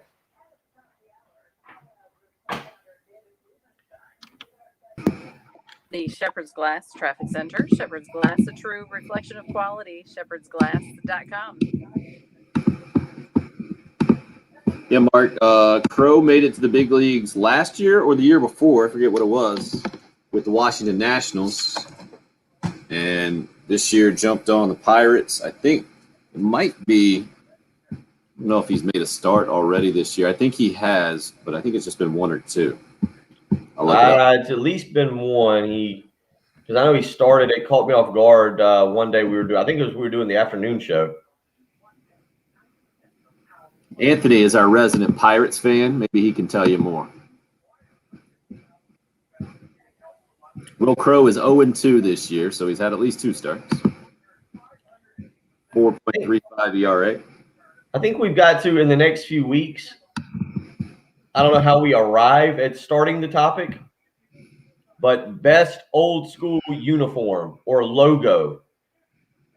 Gotcha. Because those old Pirates hats, I was just thinking, as you said, our resident Pirates fan, that got me thinking just about the old school. Because I don't feel like anybody came to being a Pirates fan recently. Right.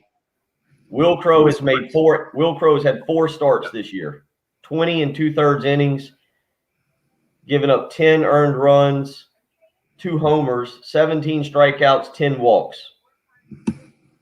So the ERA is respectable at 4.35, but there you go. So Look at it. You did that. You didn't look that up at all. You just, as I read off all those stats, you just mentally figured it out. clicked right in, Rain Man style. Yeah.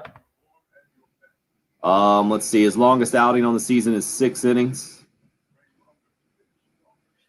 And looks like they won his first start, but he only went 4.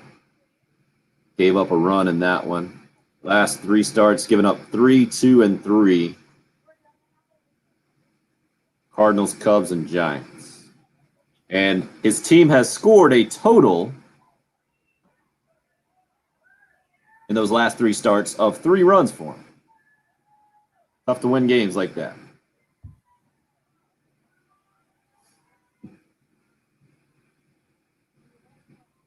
That's amazing. I'm just got an ad as I'm looking this up for Pirates and Braves tonight.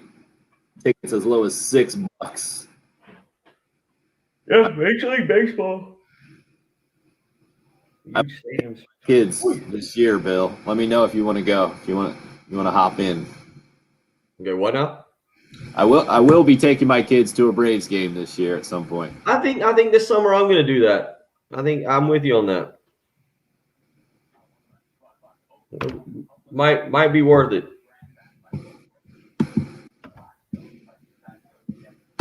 Yep. The light blue Phillies.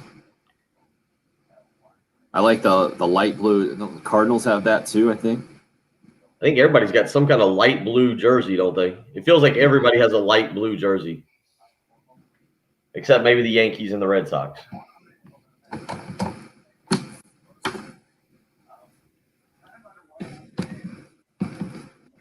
Jen, let's do one of those edited Kingstons about the pandemic thing, please. Straight on in.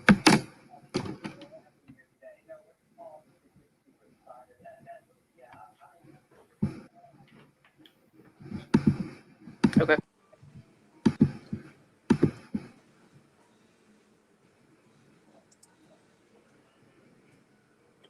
That we've learned what we can do. We've learned what our weaknesses are. We've made adjustments along the way.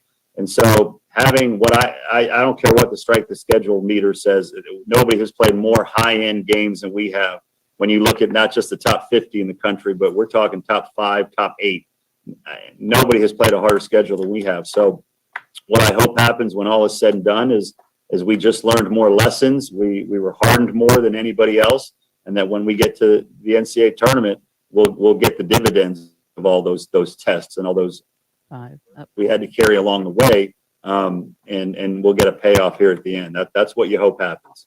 That's Carolina baseball coach Mark Kingston. Yeah, hoping his team doesn't have to wait until the NCAA tournament to see some dividends, and it can happen a couple of series before the regular season closes. It clearly happened, Bill, over the weekend at Kentucky, where Kentucky also fighting to get into the postseason, also very important games, and a place where the Gamecocks had not performed well in recent history, having not won a series there since 2009, end up getting their first series sweep there since 2002. So clearly paid off this past weekend, and in moments where the backs have been against the wall. I think we've seen that several times from this team, being down in the series finale at Vanderbilt and coming back after Mark Kingston got ejected, being down at LSU and coming back in the first game of that doubleheader and then going on to sweep the doubleheader to win the series.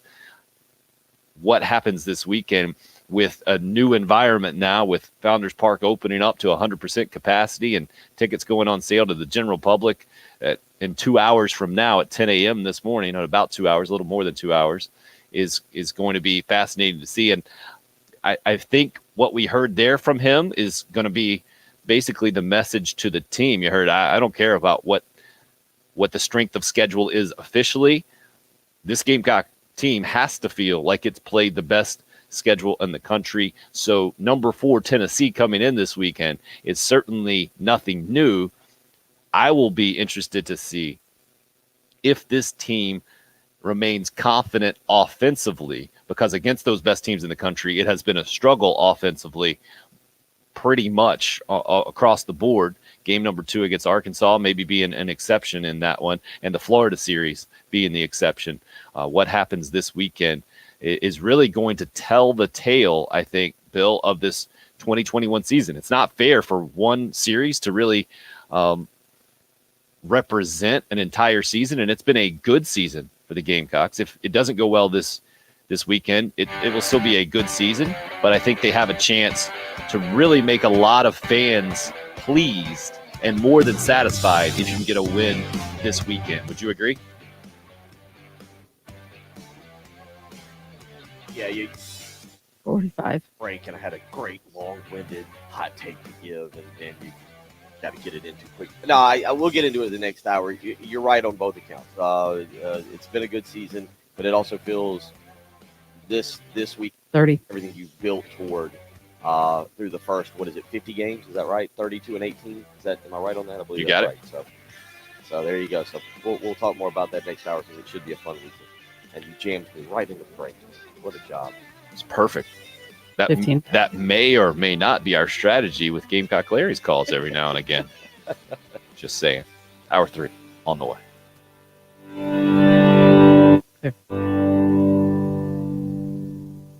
WNKT.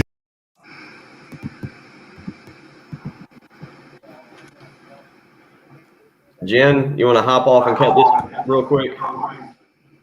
Yeah, give me just a second. Okay.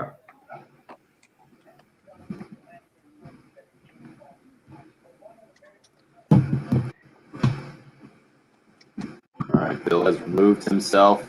I will try to chat it up with you guys here. It's awesome, Mark, that you get to go to Braves Yankees when they're in town. Yeah, I feel like it was really easy to be a Yankees fan back in those days. My in-laws are Yankees fans, so maybe I'm just bitter at that. Maybe more Mets fans than Yankees fans, but father-in-law, I think, would choose the Yankees over the Mets. One of the reasons I married my wife is that she would choose the Mets over the Yankees. That's really how you should determine a life partner, right? Oh, I need to mention Carolina Golf had a guy win NCAA Regional in Albuquerque. But the team couldn't quite advance. Ryan Hall, one of just 3, I think, Gamecocks to ever win an NCAA Regional. Let me look that up.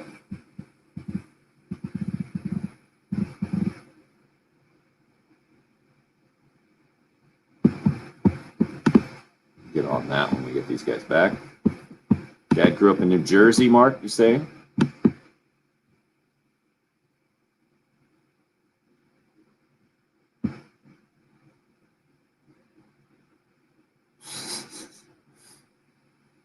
So 96, that's Braves Yankees, I'm guessing. And I'm guessing your mom then was a Braves fan. The Braves got up early. Just remember Andrew Jones that year, bursting on the scene. Yeah, didn't go so hot after that. Oh, wow, you're only 7. Man, that was my freshman year of college. It's crazy how that stuff sticks, right?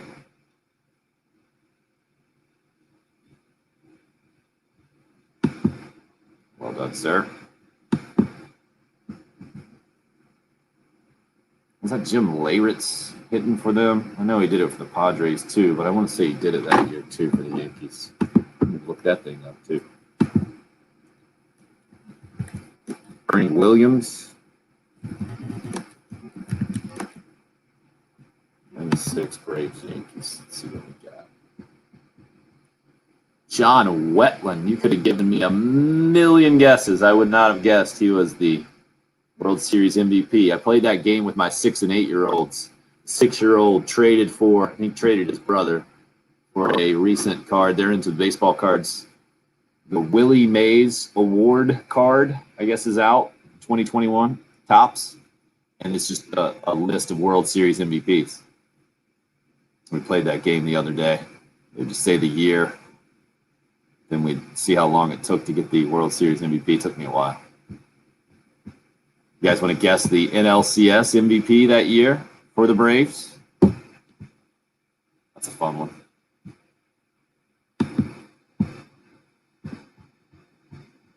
The ALCS was Bernie Williams. That's what I was remembering. You guys remember the NLCS MVP, Hope? I'll be really impressed.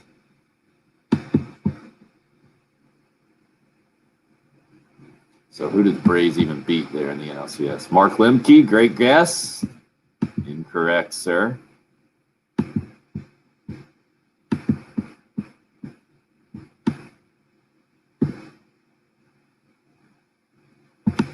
I don't know why they would put in the World Series the NLCS MVP, but they just happen to do that. Oh, and he's back. Yep, knocked it out. Oh. See, we went down a rabbit hole of Braves Yankees. That the Braves went up 2-0 in that series. I think that's what y'all were talking about. Yep. I think that was the series Andrew Jones became like the youngest player to hit a home run in World Series history or something. Chipper, another good guess, but not quite. Oh, wait. What are we? NLCS MVP in '96, helping the Braves get to the World Series. Who would be your guess? Because the World Series MVP, Bill, if you know that, I'll be really impressed. The NLCS MVP. I feel like this is an awful guess, but I actually feel like it's correct. Jeff Blauser? No, another great name from the past. Yeah, that's who I would have gone with. So the Braves beat the Cardinals 4-3. David Justice? Nope. Or Fred McGriff is the other one I'd go with. Nope. How about Javi Lopez? Yeah. There we go. There was 9 of them. We were going to get to one of them at some point. Going through the old starting lineup. Attaboy. Javi Lopez. When's the last time you heard that name? It's been a while, yeah. Old Javi. John Wetland, the World Series MVP. Was not going to get that one. Wasn't going to get that one. I believe John Wetland is a reliever. Is that correct? He was, yes. That's right, Mark. We just had to keep going through the lineup. I started in right field, just came right down the line. I knew after y'all had routed off Lemke and Blauser.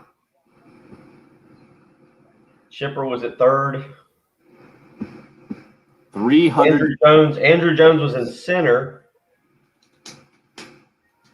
David Justice was in right. So who was in left? Who was the left fielder? I think that was the spot that it would depend on who was pitching. Maybe I think they had Klesko out there though. That's what I was just thinking. Was Klesko out there? That adventure in the outfield. I think that they had moved him out there at that point. I'll look it up, double check. Who else would have been? Who would have been the righty playing out there? That's what I can't remember. I don't think Lonnie Smith was there then. Was he still? No, he was. That was very early. Lonnie Smith was the one who had Early the 90s. big blunder against Minnesota that cost him. Oh yeah. Oh, I think we might have to do a radio show here, Bill. Oh, are we back? Can't just do the live stream, huh? Perfect time. I'm good. Sorry, Jim. Were you trying to tell us something? Just that it was time to come in. Thank you. I've got the Acuna.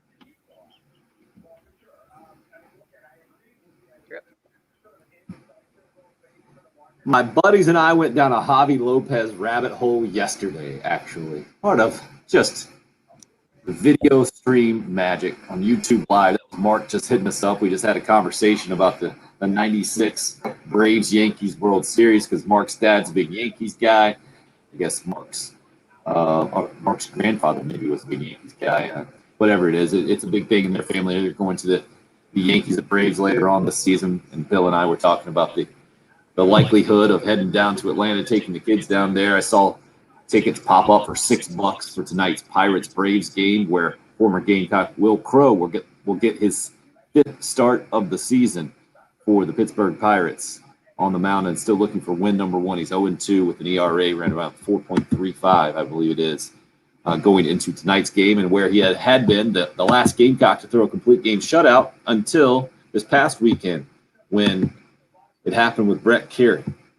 Last night, pretty dramatic for the Atlanta Braves. Got to hear it here on 107.5 The Game. In case you missed it, might as well let you hear what it sounded like Ronald Acuna Jr. coming up in the 9th inning. Had never hit a walk-off home run. Guess I kind of spoiled that one. Here it is, courtesy of the Braves Radio Network.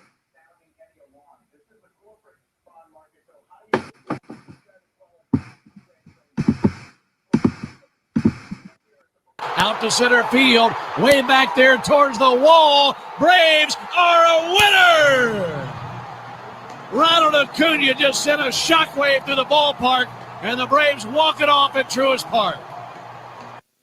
How about that finish there? And the reaction from Acuna was a typical one that you would expect. Bill, I don't know if you watched Acuna play a bunch.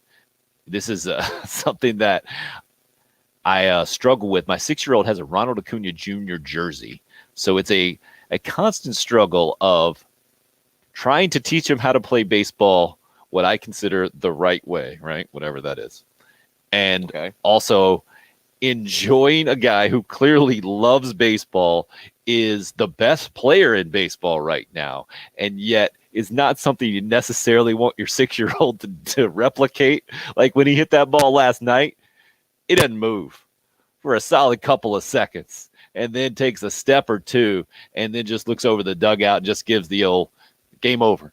That's it kind of deal. And I love watching him play. The way that he plays and kind of throws his body around, I think is fun to watch and yet hard to watch, I think, for Braves fans at the same time, because he gets hurt relatively frequently, and it was just coming off the ankle deal. It hurt the oblique earlier, but you can't criticize the way he plays. Speaking of that, if we're talking about young stars in Major League Baseball, did you see the latest with Fernando Tatis?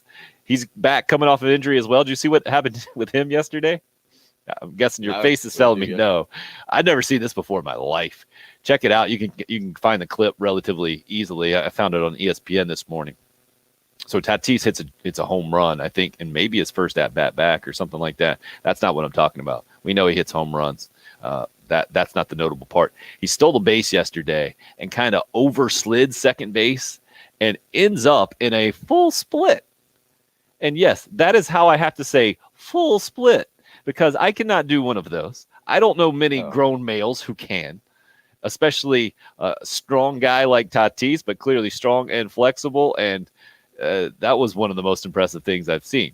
So I would probably have to go 1A, 1B last night with being impressed with a couple of the superstars of Major League Baseball now. I'll go walk-off home run with Acuna, number 1, and then the split. You just saw it? Well, I'm reading it. I'm reading his quote, and it's like one of those things where I this is what you never want to find out. His quote is, "Oh, wow, I can still do this," is what he told himself as it happened. And it's one of those things that, like, I don't think I ever want to have that conversation with myself. If I'm saying, "Oh, wow, I can still do this," I shouldn't, whether I did it or not, I shouldn't be doing it to begin with. Yeah, but you have just turned 39, sir, and just off the cusp of being a professional athlete. Fernando Tatis Jr. a little different. What is he, 23? And clearly at the top of his game, or the way the game's ever been played. I think you could argue right now. Impressive stuff, man. And another reason that I'm in such a good mood these days is because Major League Baseball on a roll. At least you see the Braves come back, and they had been hard to watch recently. You got a guy like Ronald Acuna Jr., though, you never feel like you're really out of it. Freddie Freeman. I mean, the guys are there. The same core of last year's team that won the NL East and really was fun to watch. Still there. Haven't gotten it rolling this year, but with the way the NL East is not very good, I have full confidence that the Braves will get it going at some point and make a run back up to the top of the division standings. So I'm pumped from the Major League standpoint there, but really it's the college baseball that has me more excited than anything. And maybe not just college baseball, college athletics. When the University of South Carolina, Bill, yesterday announces that they're expecting 100% capacity at Williams-Brice Stadium for football, and masks will not be required. When we got the news earlier this week that Founders Park now open to 100% capacity and masks not required outside, this is a place that I feel like we've been building towards for a long, long time. None of us would have thought it would have taken this long.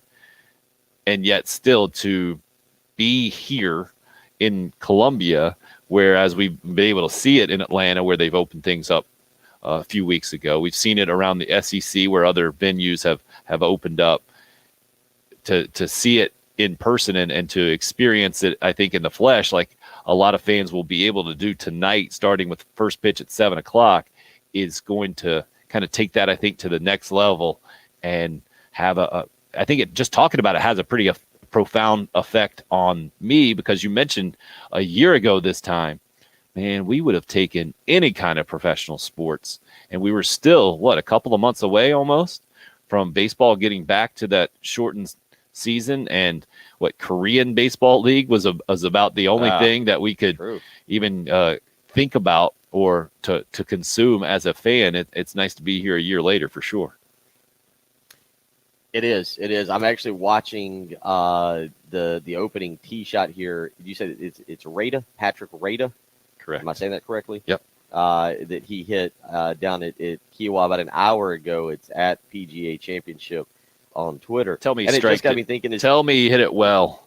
He hit it well, and it's right down the fairway. And I'm just thinking that's got to be in sports. I get nervous at the Country Club of Lexington if there's like 4 people behind me on the putting green that I don't know watching me tee off. Like I'm like, oh, better not mess this up. I don't want to embarrass myself. I got to think hitting an opening tee shot like of a tournament to open the tournament. It's got to be the toughest thing in sports, because like if you go, if you take the first snap as a quarterback, the crowd's loud. There's a lot of energy. I think you can get in the moment. I think throwing the opening pitch of a baseball game, again, crowd, it's kind of, there's a lot of energy going on. Your margin for error, even if you bean the guy, it happens. I feel like you can top it, you can shank it, you can just rope hook it, there's so many things that could go wrong, and it's just you, and it's quiet, and there's people excited to see a golf tournament. There's cameras around you, and he just knocks it down the fairway beautifully. You guys like me? I just giggled out loud just because I felt like I got a glimpse into the mind of Bill Gunter there playing golf on the tee. Top it, shank it, and do all kinds of stuff. That's most golfers, isn't it? Like as you stand over the ball, you like all your swing thoughts are just.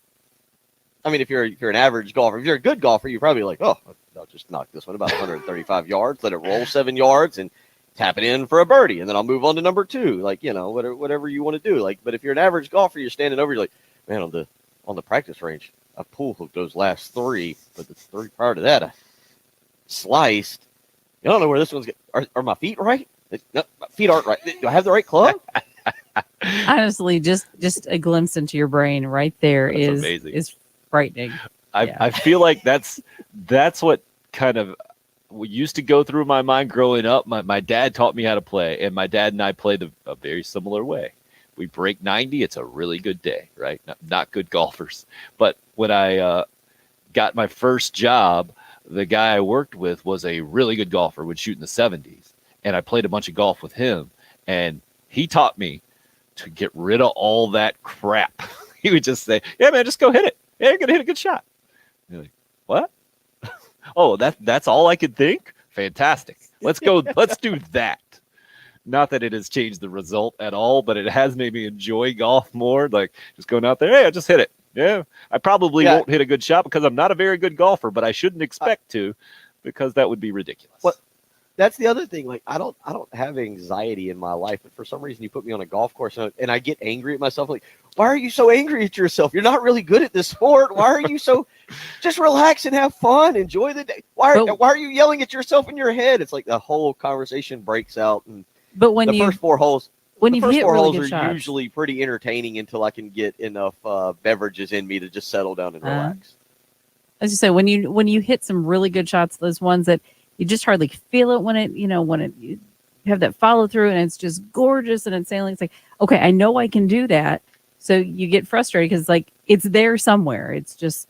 Well, that's the other thing in college, and in the few years after that, before the kids, I actually was a really good golfer. I was probably like a 5 or 6 handicap. I actually was pretty good at the game, and that's also like about the most agitating thing ever. Is like when you were good, and basketball, baseball, football, athletically at 39. I'm like, okay, I'm like, there's few athletes great athletes that are still doing it, let alone an average 5'7" guy who, those sports I get it or pass. But the golf thing, you're like, shouldn't I still be good at this? All it is swinging a club and hitting the ball down the fairway and then just tapping it along the green, putting it in. I used to do this really good. Shouldn't I still be good at this?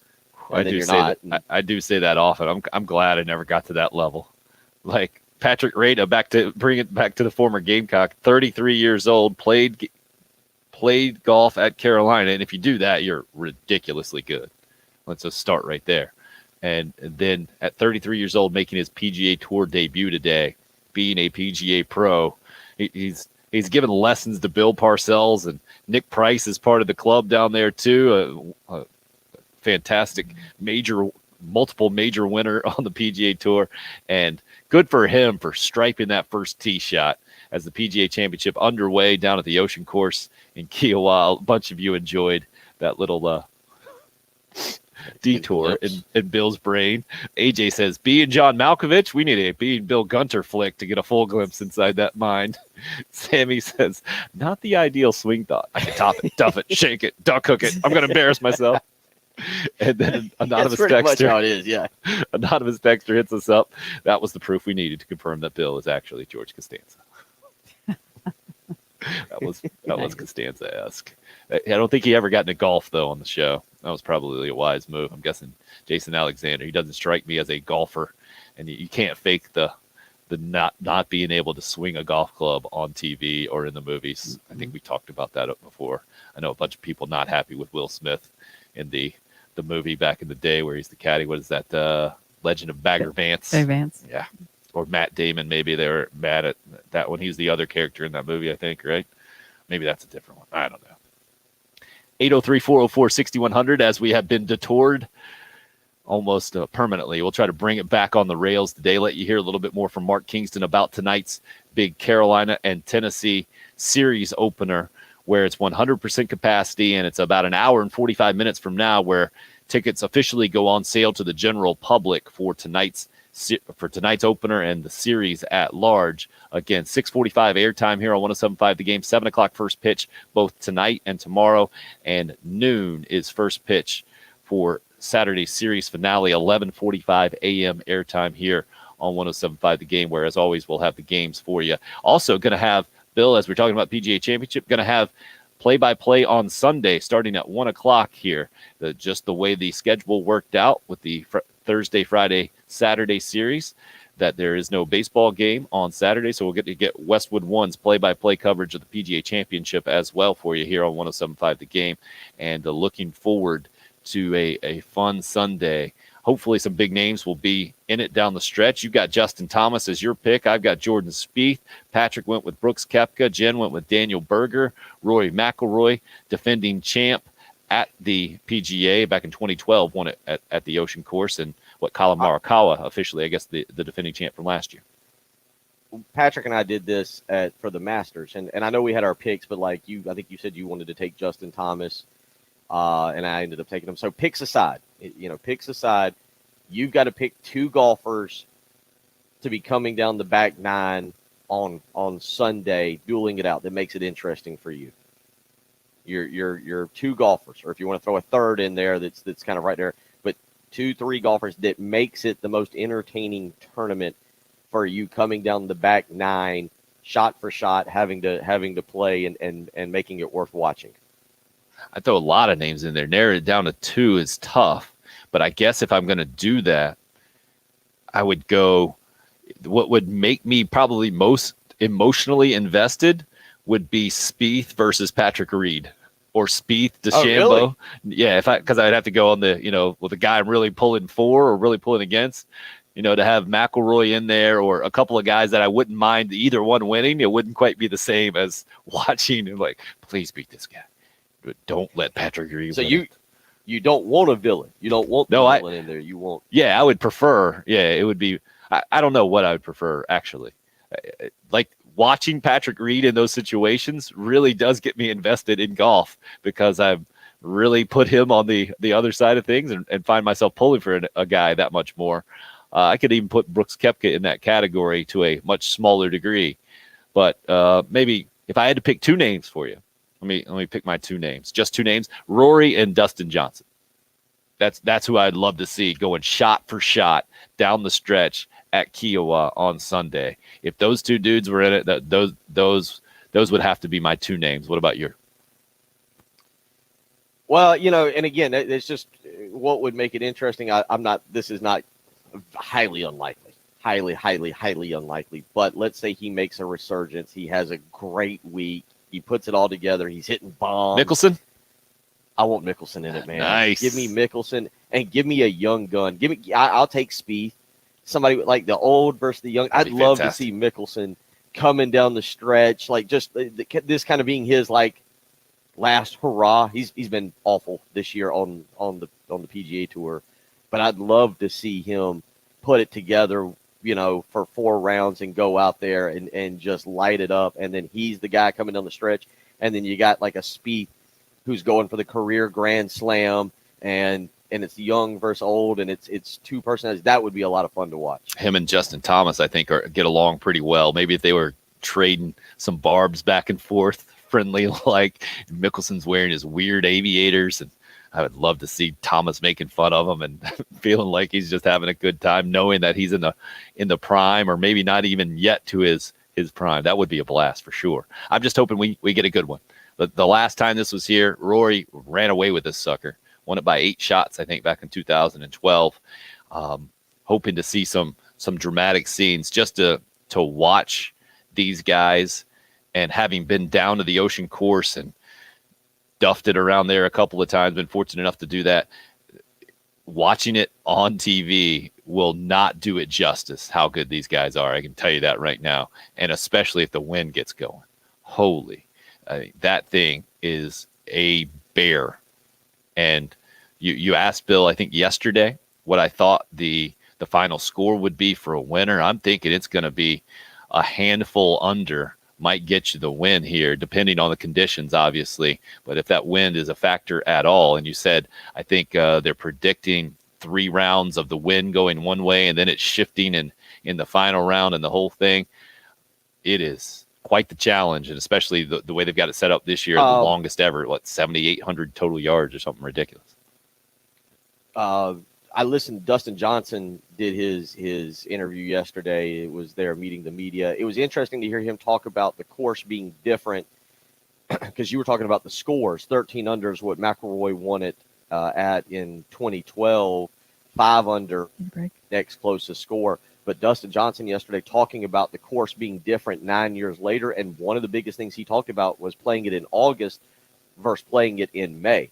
And he said that the course was actually softer in August of 2012 than it's played in the practice rounds this week, which I thought made it interesting to see what this score is going to end up being.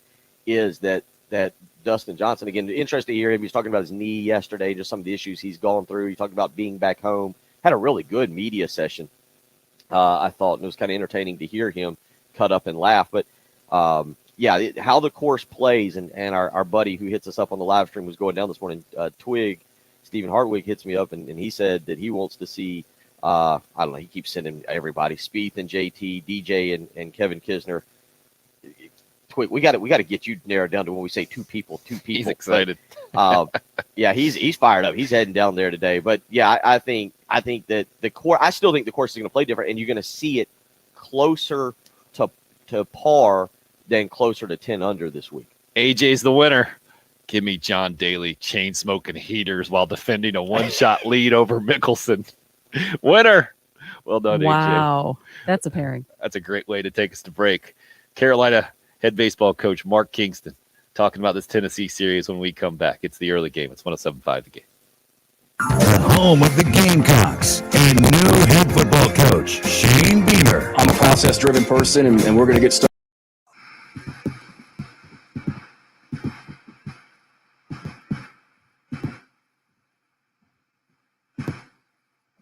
Oh man, rough day with the 1-year-old yesterday, the teeth, the whole thing. It made for chaos around my house. I hope you had a more peaceful day. That's just kind of a par for the course, no pun intended, with PGA Championship this week, or where things are in my household these days. Fortunately, we've had some professional help Not that kind of professional help you might be thinking about, but Zero Res, carpet and air duct cleaning. Been out to my house a couple of times, done a great job helping us keep our house presentable, which is kind of the main goal these days. Not too lofty. But Zero Res, not only have they given us great results cleaning my carpets, cleaning an area rug for me, they freshen up the tiles in the bathroom and the kitchen, but it's the way that they do it differently than anybody else that is especially important to my family right now with where we are, because there's no harsh chemicals involved in their powered water cleaning process. You can find out all the details at ZeroResColumbia.com, how they crank up the pH in the water and all kinds of scientific stuff that is over my head. You can also give them a call at 803-262-4020, where you'll find out they have a great deal for you right now. 3 rooms of carpet cleaned, only $119, plus a free hallway when you mention me, Tim Hill. That's Zero Res, carpet and air duct cleaning. Did you know this? It's a palindrome. Zero Res, spell it backwards or forwards. It's the right way to clean.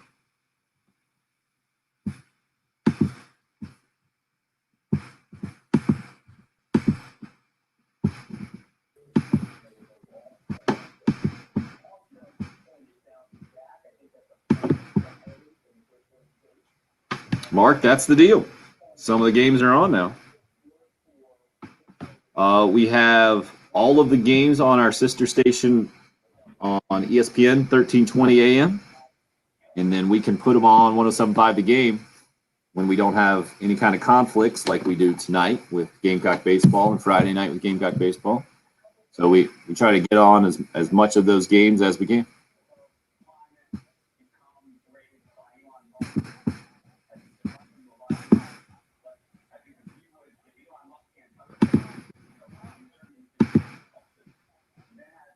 Yeah, it just started this year.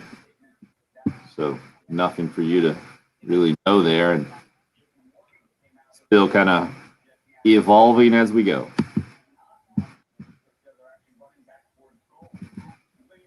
Probably get it more consistently when Gamecock baseball season is over.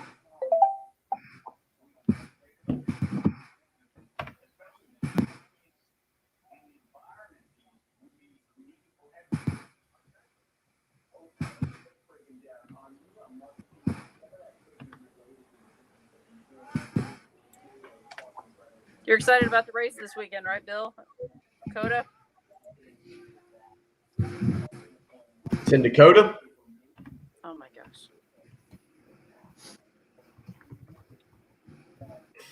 What does CODA stand for?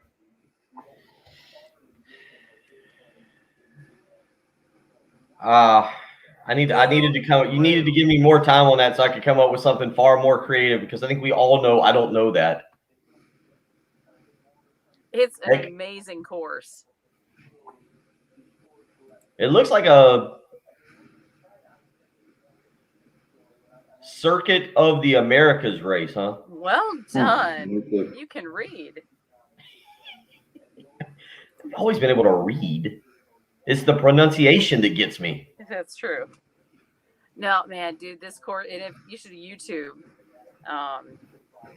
like people driving it, because F1 runs on here, and then there's another series that does. And that's what I'm seeing. I'm seeing F1, so you get about midway through the course, and I think there's turns, like 3 right turns or something, and there's hairpins, and there's a hill leading up to the first turn. I mean, it's a badass course. I mean, a gosh darn fantastic course. Oh yeah. I'm getting my pick ready. I'm looking. 3 points behind Mr. Tharp. Twig says he's 30 minutes out from Kiowa, and he's still listening. Oh, he's at prime excitement level right now. Yeah, he sent me a let's go. And he was still getting us? I mean, he probably listening on the stream or something. That stream, even though he wasn't. I don't know how he's listening. Clinton's listening in Dallas. Yep, saw that. Awesome. I don't know, Anthony. That 107.5 The Bar, that was a rough following morning. Oh, that's a good idea. What is Anthony suggesting? Sunday? Sunday. Fantastic. Last hour or so?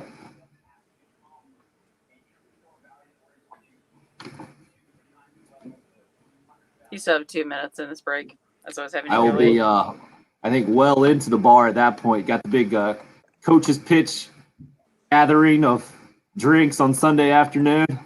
Oh, really? Fun. That's not this Sunday though. That's next Sunday. So I'll be coherent. Next weekend is Memorial Weekend, Memorial Day weekend. Is that what it is? It is. I should have brought my Indy Oh, 500 no. flag in.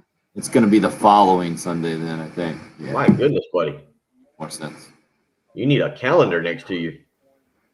Yeah, I'm one day at a time, Bill. One day at a time.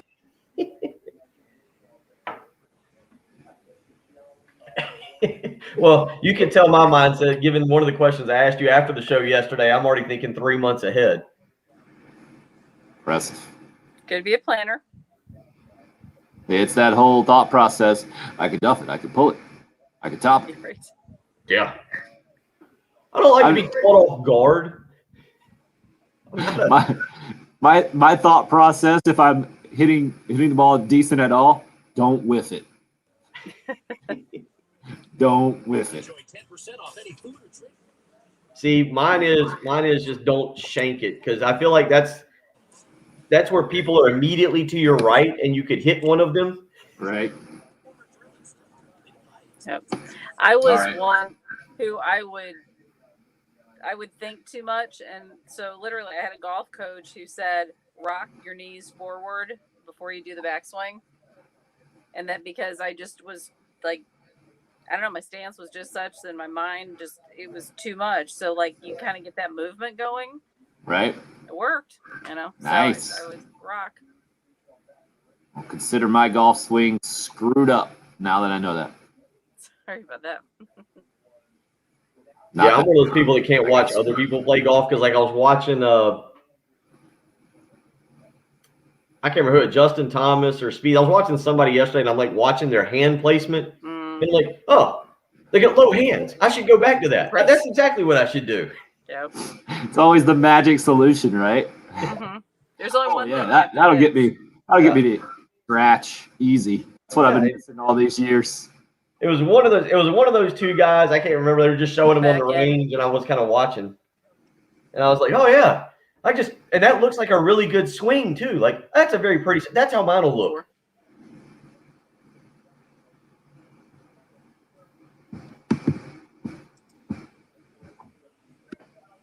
It's the best way to be, Dan.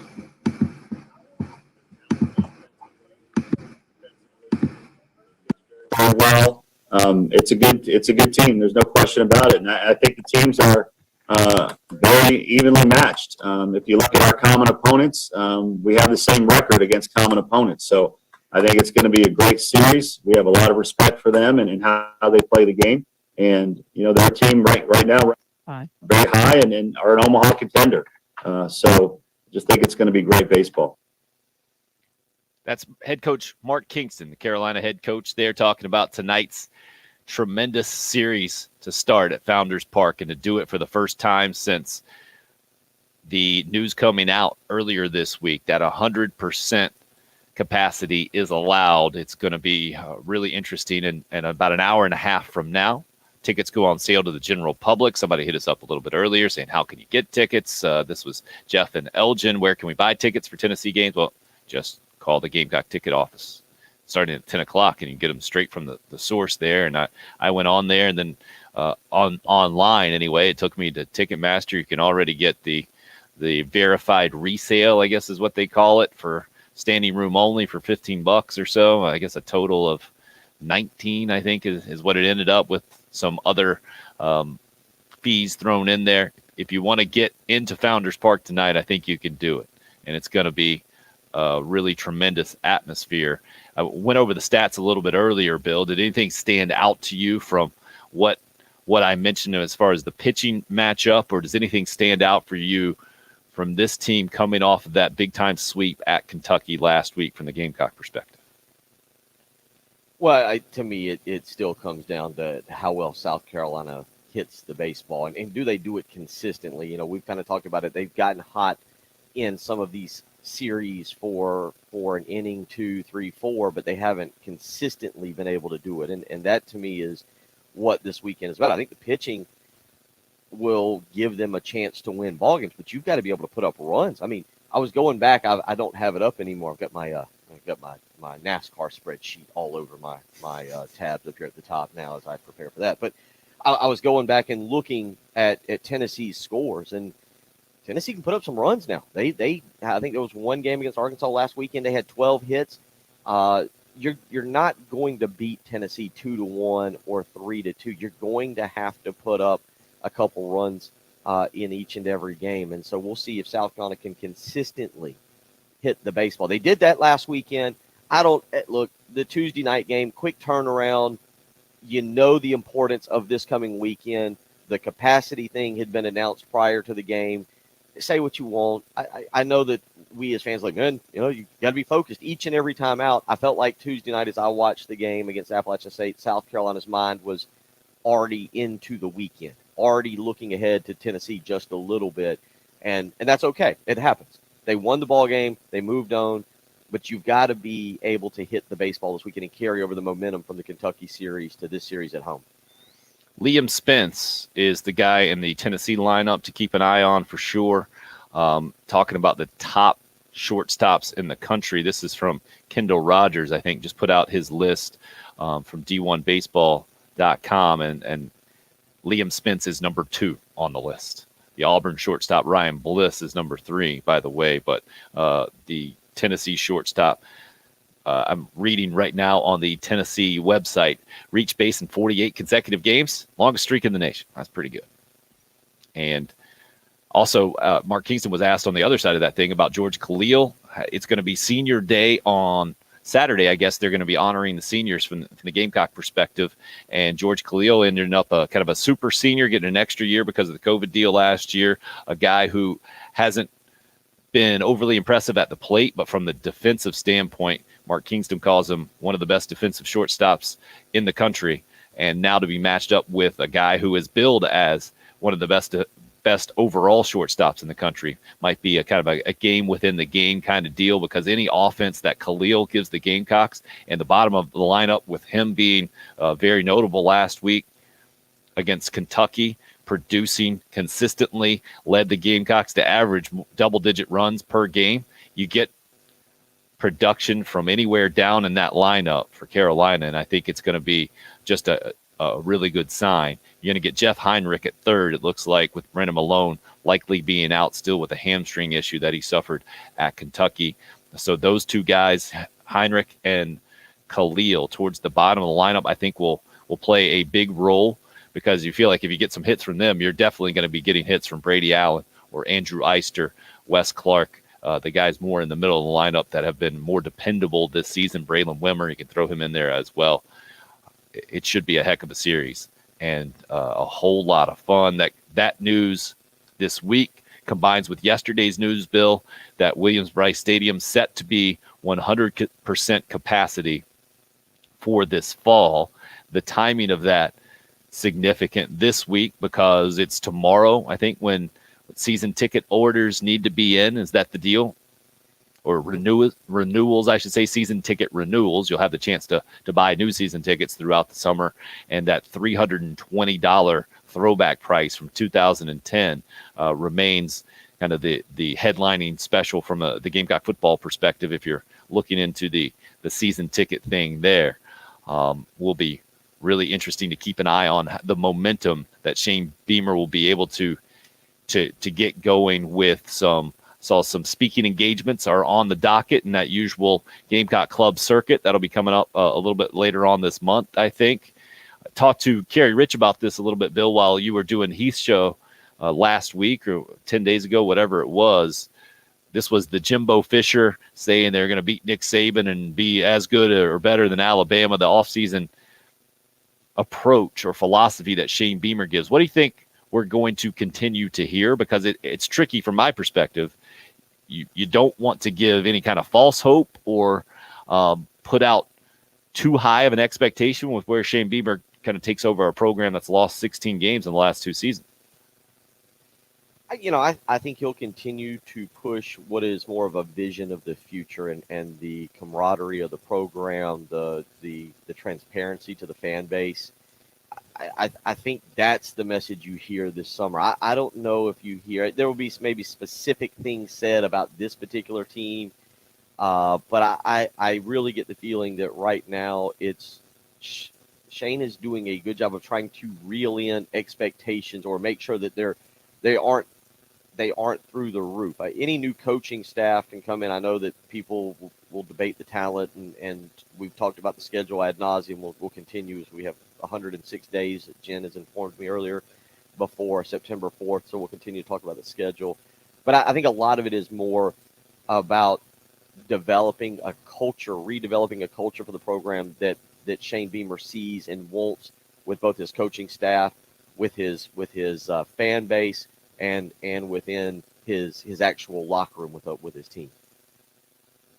So I like to think the best of this show is kind of Gamecock centric here on the home of the Gamecocks, and then we also expand out to other stuff. For instance, the PGA Championship down in Kiowa, and keep you up to date as we can. Typically on our morning show, not a lot of live sports going down, but Rory McIlroy has teed off within the last few minutes as the last guy to win the PGA Championship at the Ocean Course at Kiowa. He went off on hole number 10 on the backside, 447-yard par 4, went driver, hit it in the water.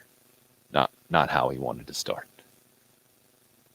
We're going to switch gears as well, round out this show with some NASCAR knowledge and picks in our weekly picks segment coming up with Darlington Raceway president and former longtime sports information director at the University of South Carolina, Kerry Tharp, joins us next. Glad you're a part of the show. If you'd like to jump on the text line, it's 803-404-6100. Live video stream up and rolling on Facebook and YouTube Live, Twitter as well, and the station handle at 1075 The Game. This is the early game. Home of the Gamecocks and new head football coach Shane Beamer, 1075 The Game. Today is an absolute dream.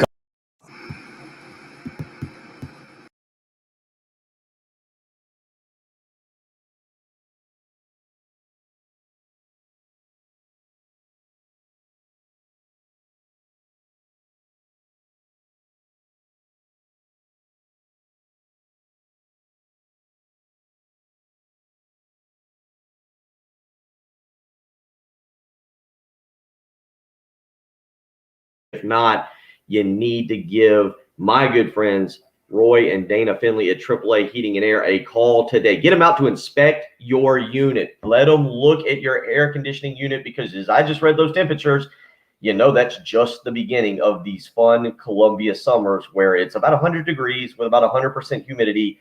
And if your air conditioner isn't working, your family not going to be happy with you. Give AAA Heating and Air a call today, 803-677-1500. If they find an issue, if you got to have your unit replaced, AAA Heating and Air will treat you like a family member. They're going to take care of you. The first thing they'll do, they'll offer you a $1,500 rebate just to take your old unit away.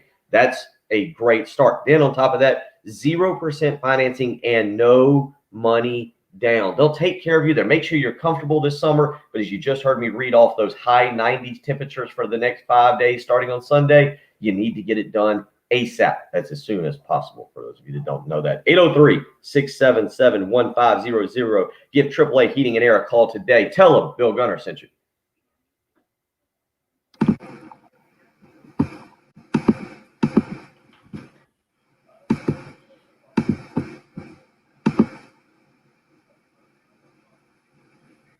All right, you don't have to feel bad about picking Rory McIlroy. I'm telling you, Roy's struggled. Roy's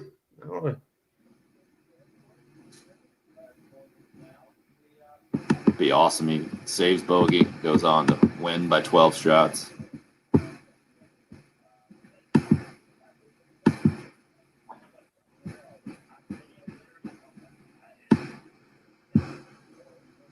Going with the green this morning.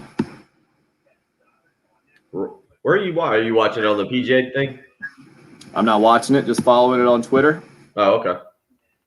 Somebody popped up a picture or two of him looking forward or standing right on the edge of the water, getting ready to hit a second shot.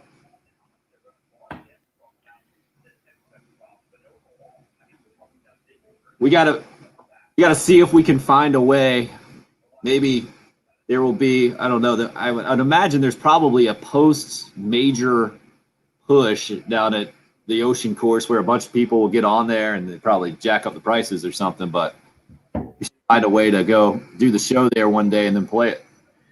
Yeah, you're right. You're exactly right. And we need to get signed up. You need to take care of us and sign us up for the media event in Harbor Town. I think it's in November. Yeah, that's the thing. It's always in the off weather. I want to say it's like February. I've done it one time before. Drove down there with K-Mac, actually. It was a good time. Yeah, that's what I'm saying. We'll go down. But it was terrible weather. Yeah, it also sounds. Slug through the cold and the rain to play that sucker. Yeah, I get. Well, yeah. But that's the thing. The timing of it is never a great time. That's why we need to. I mean, we could. Yeah, that's what I'll get going. We'll try to get a bit of a golf tour going.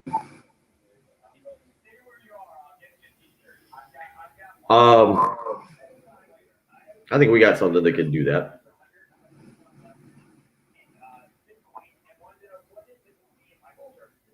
And we need to do it to where we can give away rounds at these places, as like a grand prize or something, That would be certainly worth listening to, I think. People would be interested in being able to play at Harbor Town or the Ocean Course. Maybe go to Congaree now as well.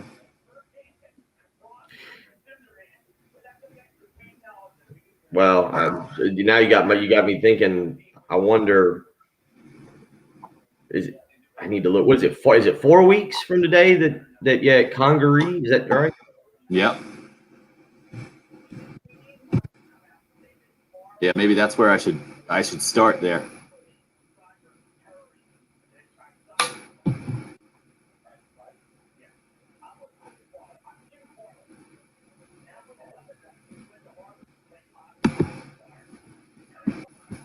All right, Alan's all in for the golf tour. I guess my sister thought now is the time to check and see what my Memorial Day plans are. Y'all do anything for Memorial Day? Family coming in? Family's coming in from the brother-in-law from Indiana. Oh, so we're trading Jen for your brother-in-law, huh? Be a big weekend. It's pretty cool. Their first child was born less than 24 hours after our youngest. Oh yeah, I think I remember all that. That was pretty cool.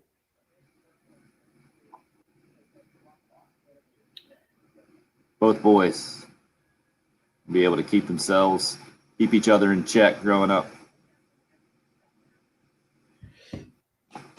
That'll be fun. Turn them loose. Put them in the yard. Throw a ball out there. Tell them to tackle each other. What do you got going? You're figuring it out with your sister right now? Yeah, I guess I don't know if I guess they're maybe coming in. I don't know. She just asked what I was doing, but we'll hang around here. Jen, can we do 5 here? Yeah. One last Kingston.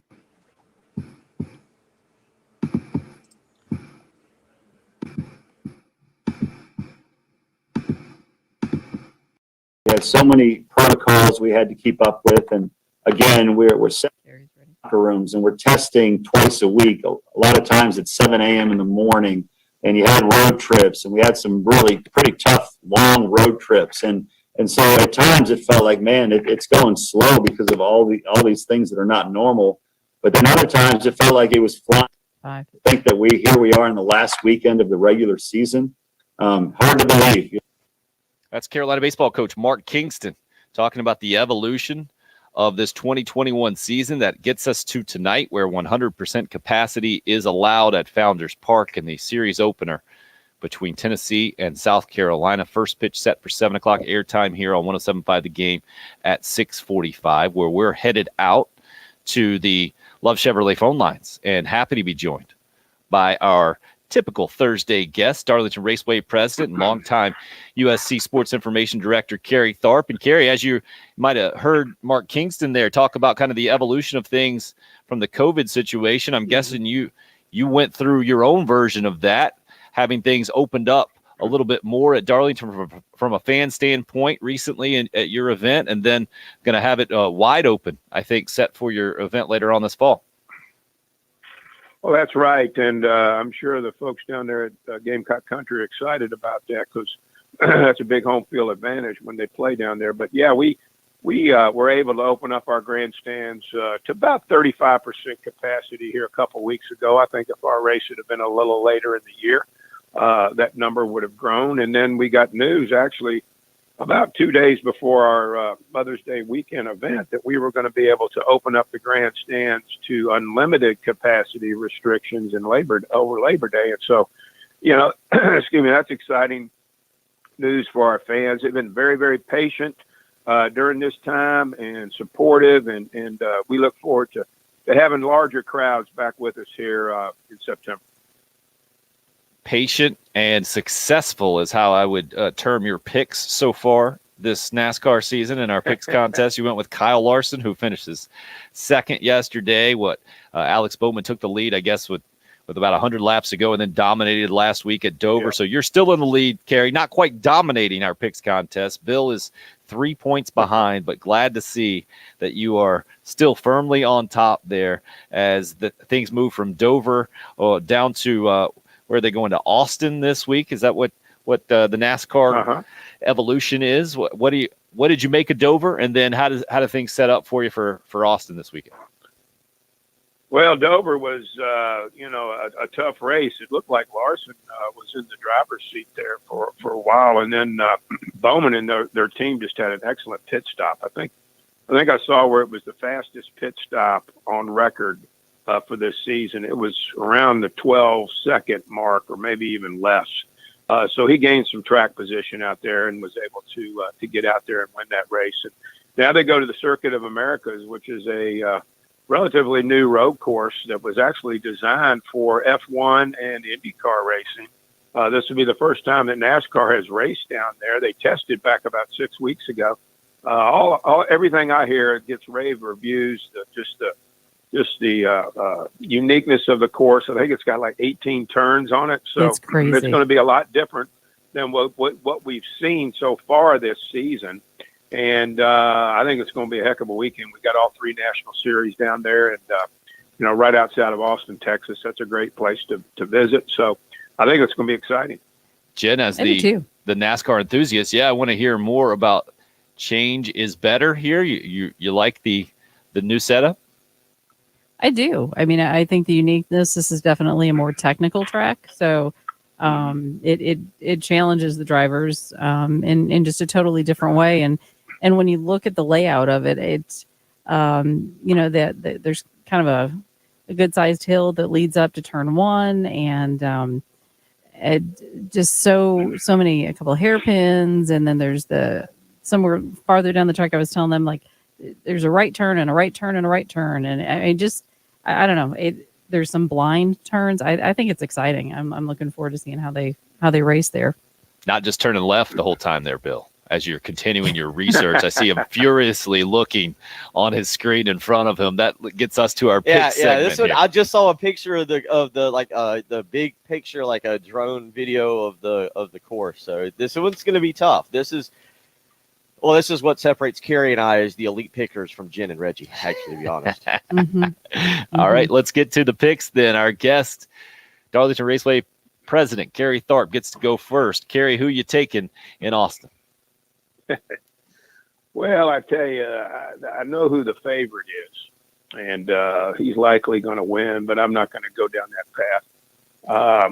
I'm going to go with Ryan Blaney. He's very good at road courses. I just think that he's going to figure this place out, and I like Ryan Blaney to win on Sunday. Jen, was that a giggle of glee that he didn't take the favorite? And what was that exactly? No, it was well, Blaney was my first pick. Okay, nice job, Kerry, taking Jen's first Kerry. pick away from her. So you're not going to go who's favored to win this sucker? Well, I can tell you he's won about the last 3 or 4 road courses in a row. I'm not going to give that away. I'll let you look that up right now on the internet. But I can tell you who's probably going to win, but I just didn't go that route. Okay, fair enough. All right, Jen. Your Where are you going? Your stats. I'm gonna have to correct you on whatever you were just going with on your road course stats here in about 2 seconds. Sorry, So we Jen, don't make have your that. pick. Well, I'm gonna go Elliott. Chase Elliott. Okay. It's a good pick. Play safe. Another snicker. Third road course of the year. This is the third road course of the year. Busch Clash at Daytona. Kyle Busch won that. The second one was 12 days later. The O'Reilly Auto Parts 253. That was won by Christopher Bell. But one guy, my pick, has finished in the top 5 both times. I'm going to take a chance on him. He's not very high up in the odds this 45. Joey Logano.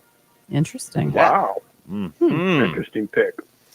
Not a very good pick, but an interesting pick. Well done, Kerry. I was going to translate that. Okay. Drop the mic. I hope he wins. Oh, I hope he wins. Oh, So now you guys know, pull against Joey Logano this weekend. Gary Thorpe, appreciate you joining us. Ryan Blaney is the pick for Austin, a new site for NASCAR. We, as always, appreciate your time and the insight, sir, at Kerry_Tharp, where you can follow him on Twitter. Have a good weekend. You too, guys. Thank you. Great way to end the show with Kerry making fun of Bill's pick. I like it. Right? That guy's, I've got to whip him. Solid. He's starting to become more confident, isn't he? There. TFM Eastover, Columbia. Total coverage. Right here. 106. Oh, trust me. We all have. There's a big old target on your little back. Wow. And when it comes to Reggie Anderson and I chatting, it gets even uglier. So yeah. Sorry, Bill. Reggie does. He always takes it to the next level. Yep. In this case, that's okay. Oh, sorry, we got you on mute, Bill. Yeah, because what used to be said about him, I guess he was okay with it, about how he was the mascot of WLTX because, CBS has got the one eye. Oh, wow. I was like, oh, wow. That was when I first got into radio, and someone would say that to him, and I was like, dude, how does he take that? Yeah, he's that guy. He always likes to get there first. Yeah. That's what makes Reggie great. All right, guys, live stream. Thanks for helping us out. It'll be fun to talk some baseball tomorrow for sure. Big W. And a little golf as well. We'll see how it goes. See you tomorrow. All right, you guys need anything from me? Nope. Bill, I wrote out the scenario You got for Tammy, who when I